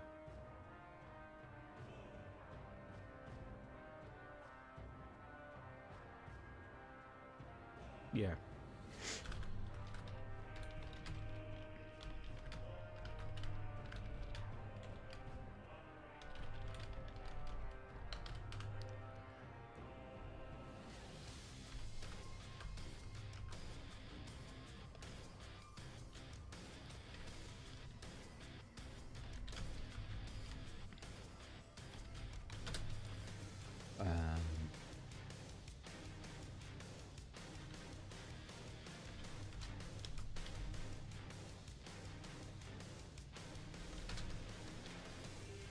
D6. No, it's probably saying the same thing to us. That's not necessary. Let's roll 1d6 during while in hazard.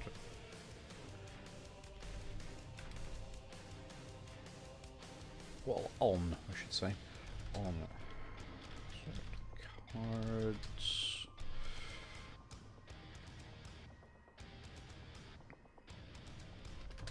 To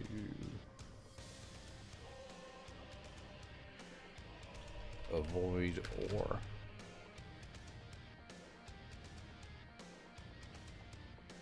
mitigate, that's the word I'm after, mitigate damage. 1 and 2 equal fail, take full damage. 3 and 4 let's call it a minor success.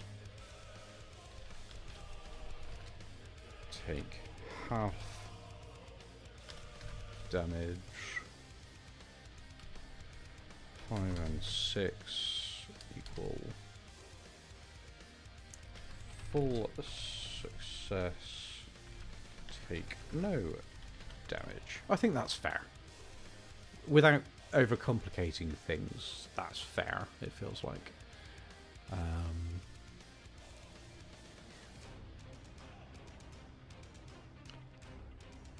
I mean, if I prototype it in this, I'm wondering if anyone I know has Tabletop Simulator, and there's a way to get it, a way to test it in this game. But again, it's knowing 4 people with Tabletop Simulator that would be willing to do this. Anyway, let's see. Oh, can't spell. Players in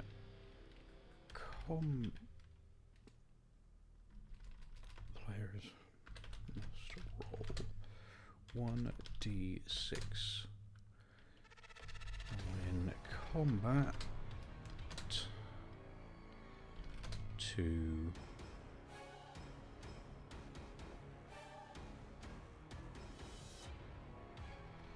hit or miss attacks.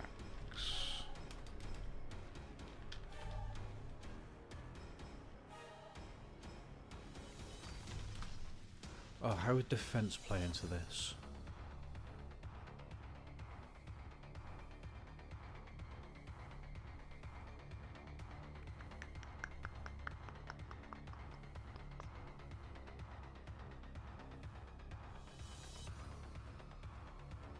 And it's like some kind of... Nah, not percentage damage reduction, that's going to overcomplicate the mathematics. Because we want to keep it whole numbers, and...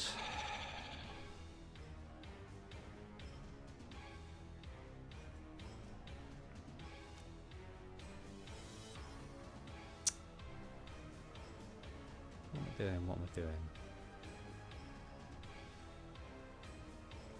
So we'll keep it like 3 and 4, 5 and 6.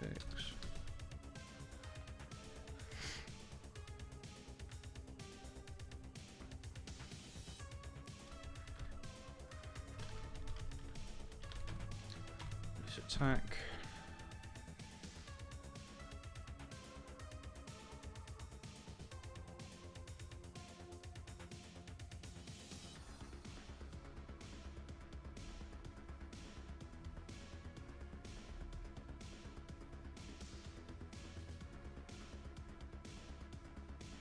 Oh wait, this is prototype. I don't need to worry about so much.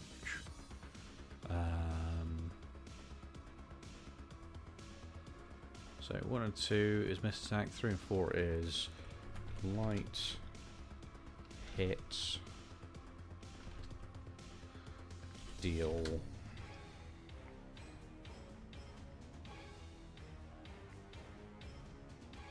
Oh, because players in the real game, players would have attack and defense stats.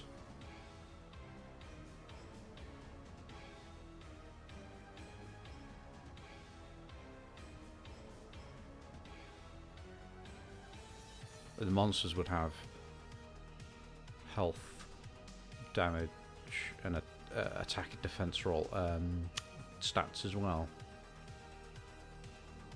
Which I guess for the later levels could mean it's a real war of attrition unless I try and keep it all.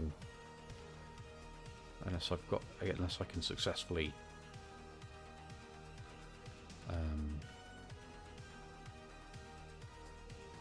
balance things. Deal.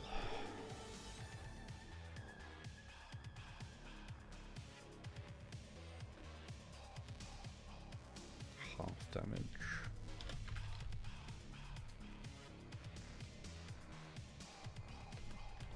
Heavy hit. deal full damage. Okay, that works. For the purpose of prototyping, at least, anyway. Oh, stretch.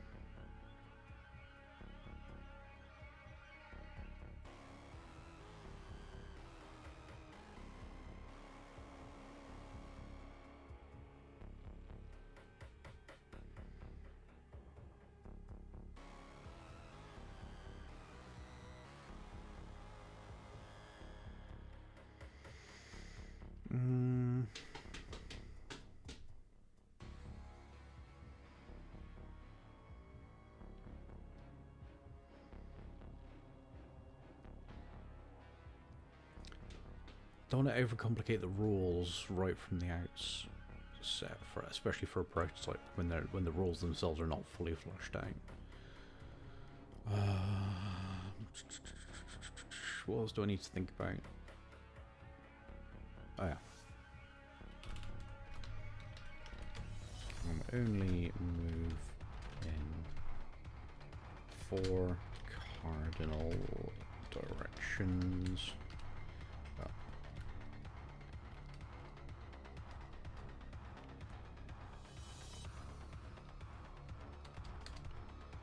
Up, down, left, right.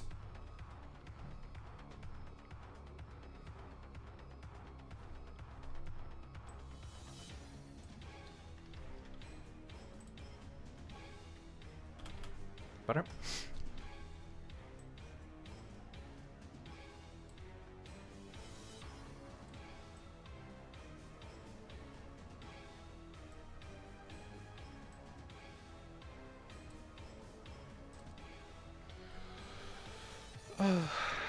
Let's see.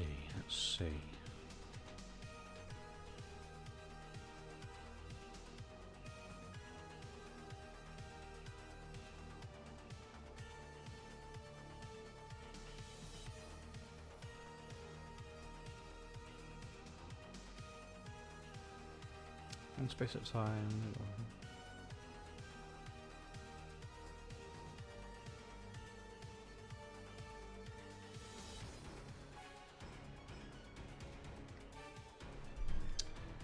Players and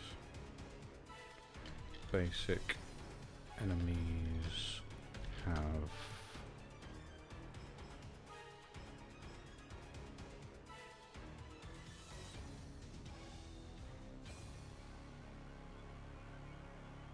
let's say 15 HP. Boss monsters have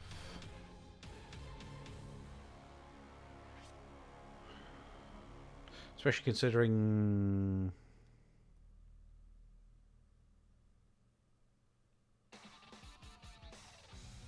it might be that all 4 players are in a fight with the boss monster at the same time.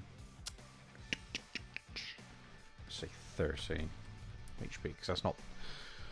It's going to be a slog for 1 player, but the more players you add, the easier, theoretically, it would be. So that works.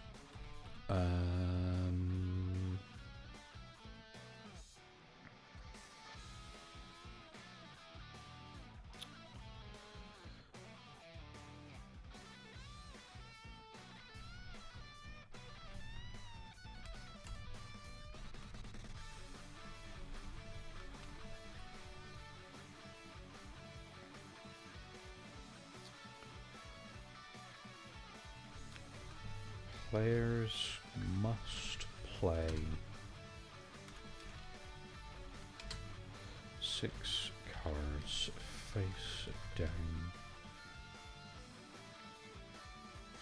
within the grid. players. Must play 6 cards face down within a grid. The start of the game.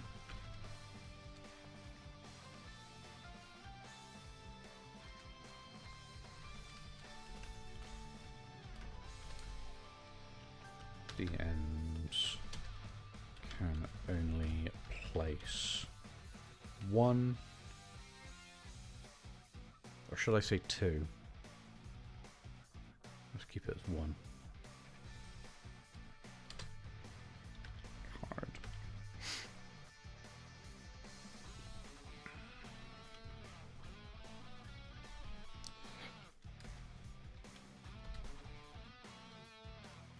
If a player moves to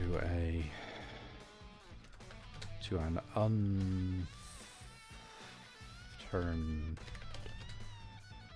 card, the card must be turned over.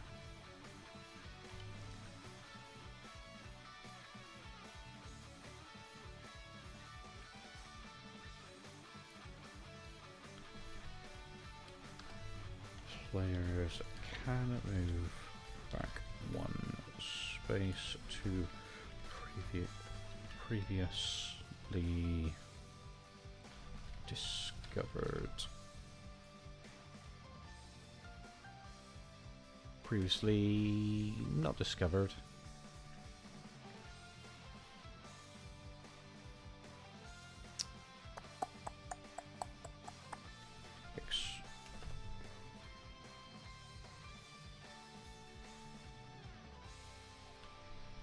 Turned cards.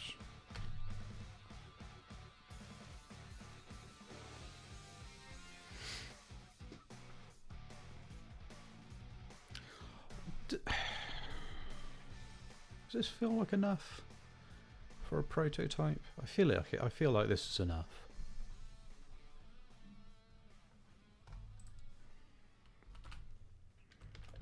The dungeon is cleared on defeating the boss.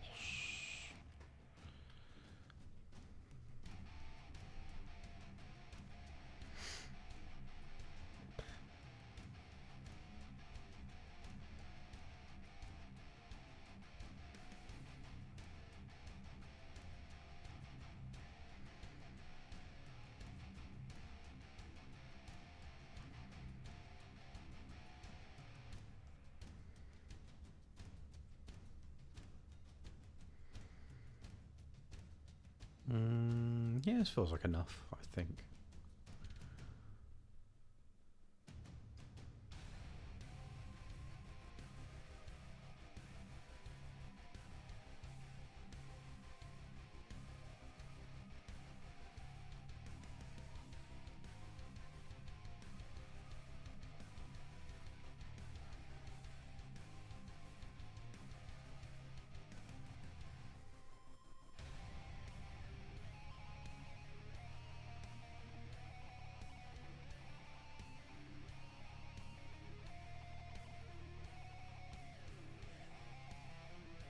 Yeah, I think for the sake of testing, this feels like enough.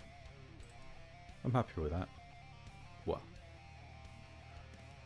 happy in terms of something that people can actually interact with. I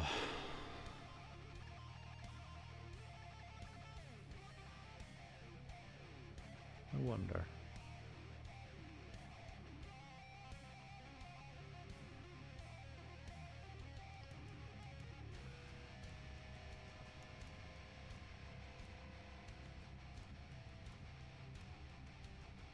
No, I think that's enough for now. I think that's enough. You've made some progress. I'm happy with that. I'll jump back out of that. Go back to it. So what have we achieved, to recap? We've got a board, we've got the grid.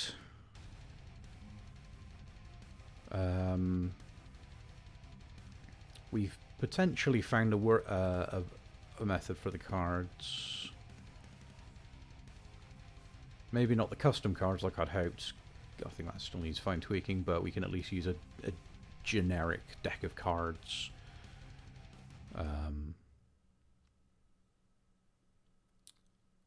Which can have,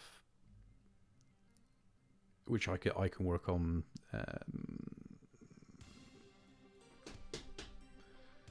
defining off stream, because I imagine that's going to be quite boring to watch.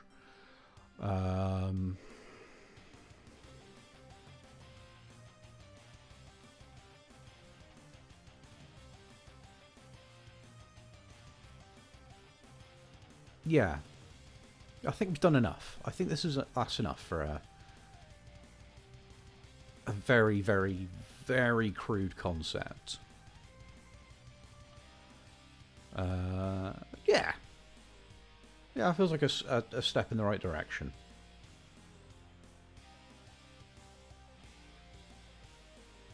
Yeah. So let's see who's about, because I think... I think maybe we'll... Oh, outstretch! What do you call it there? Yes, granted I started a whole 2 hours earlier. But I think...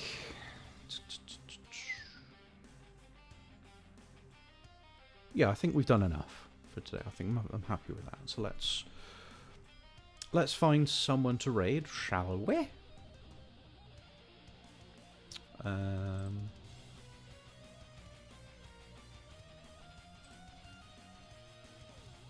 See if we can raid Captain Camille. She was just in a collab, and she's playing something called Everhome. So let's give it a go, shall we? Yes, thank you very much for joining me. Hopefully next week we can be back to either a tryout or Skyrim. Actually, no, it's probably a tryout, because I feel you're owed one after 3 weeks of me being away. And I've got a couple of things installed which I need to just test to make sure they run, but then we probably give them a go. But yes, thank you all very much for joining me. And I will see you very soon. Oh, I should note actually as well, I have opened an account on Blue Sky. I'm not sure about people promoting it in case you get banned off Twitter, but you might see me about it. I've not got a very big presence on there at the moment because I don't know what to post. But let's see if we can get this raid started. We cannot. Okay, never mind. We'll try someone else.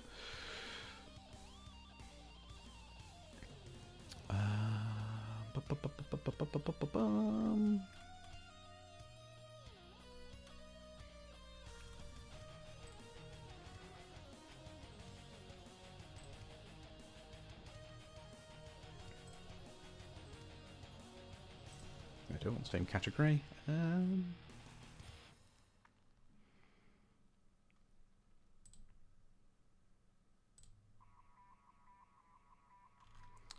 Who's about? Who is about? Who is about? Who looks interesting? Who can I send you to? Oh, Lulu's about. Should we raid into Lulu? Let's see if we can raid into her. Cool. Right. Yes, I will see you all very soon. Thank you for joining me, and take it steady. Cheers all. Bye. I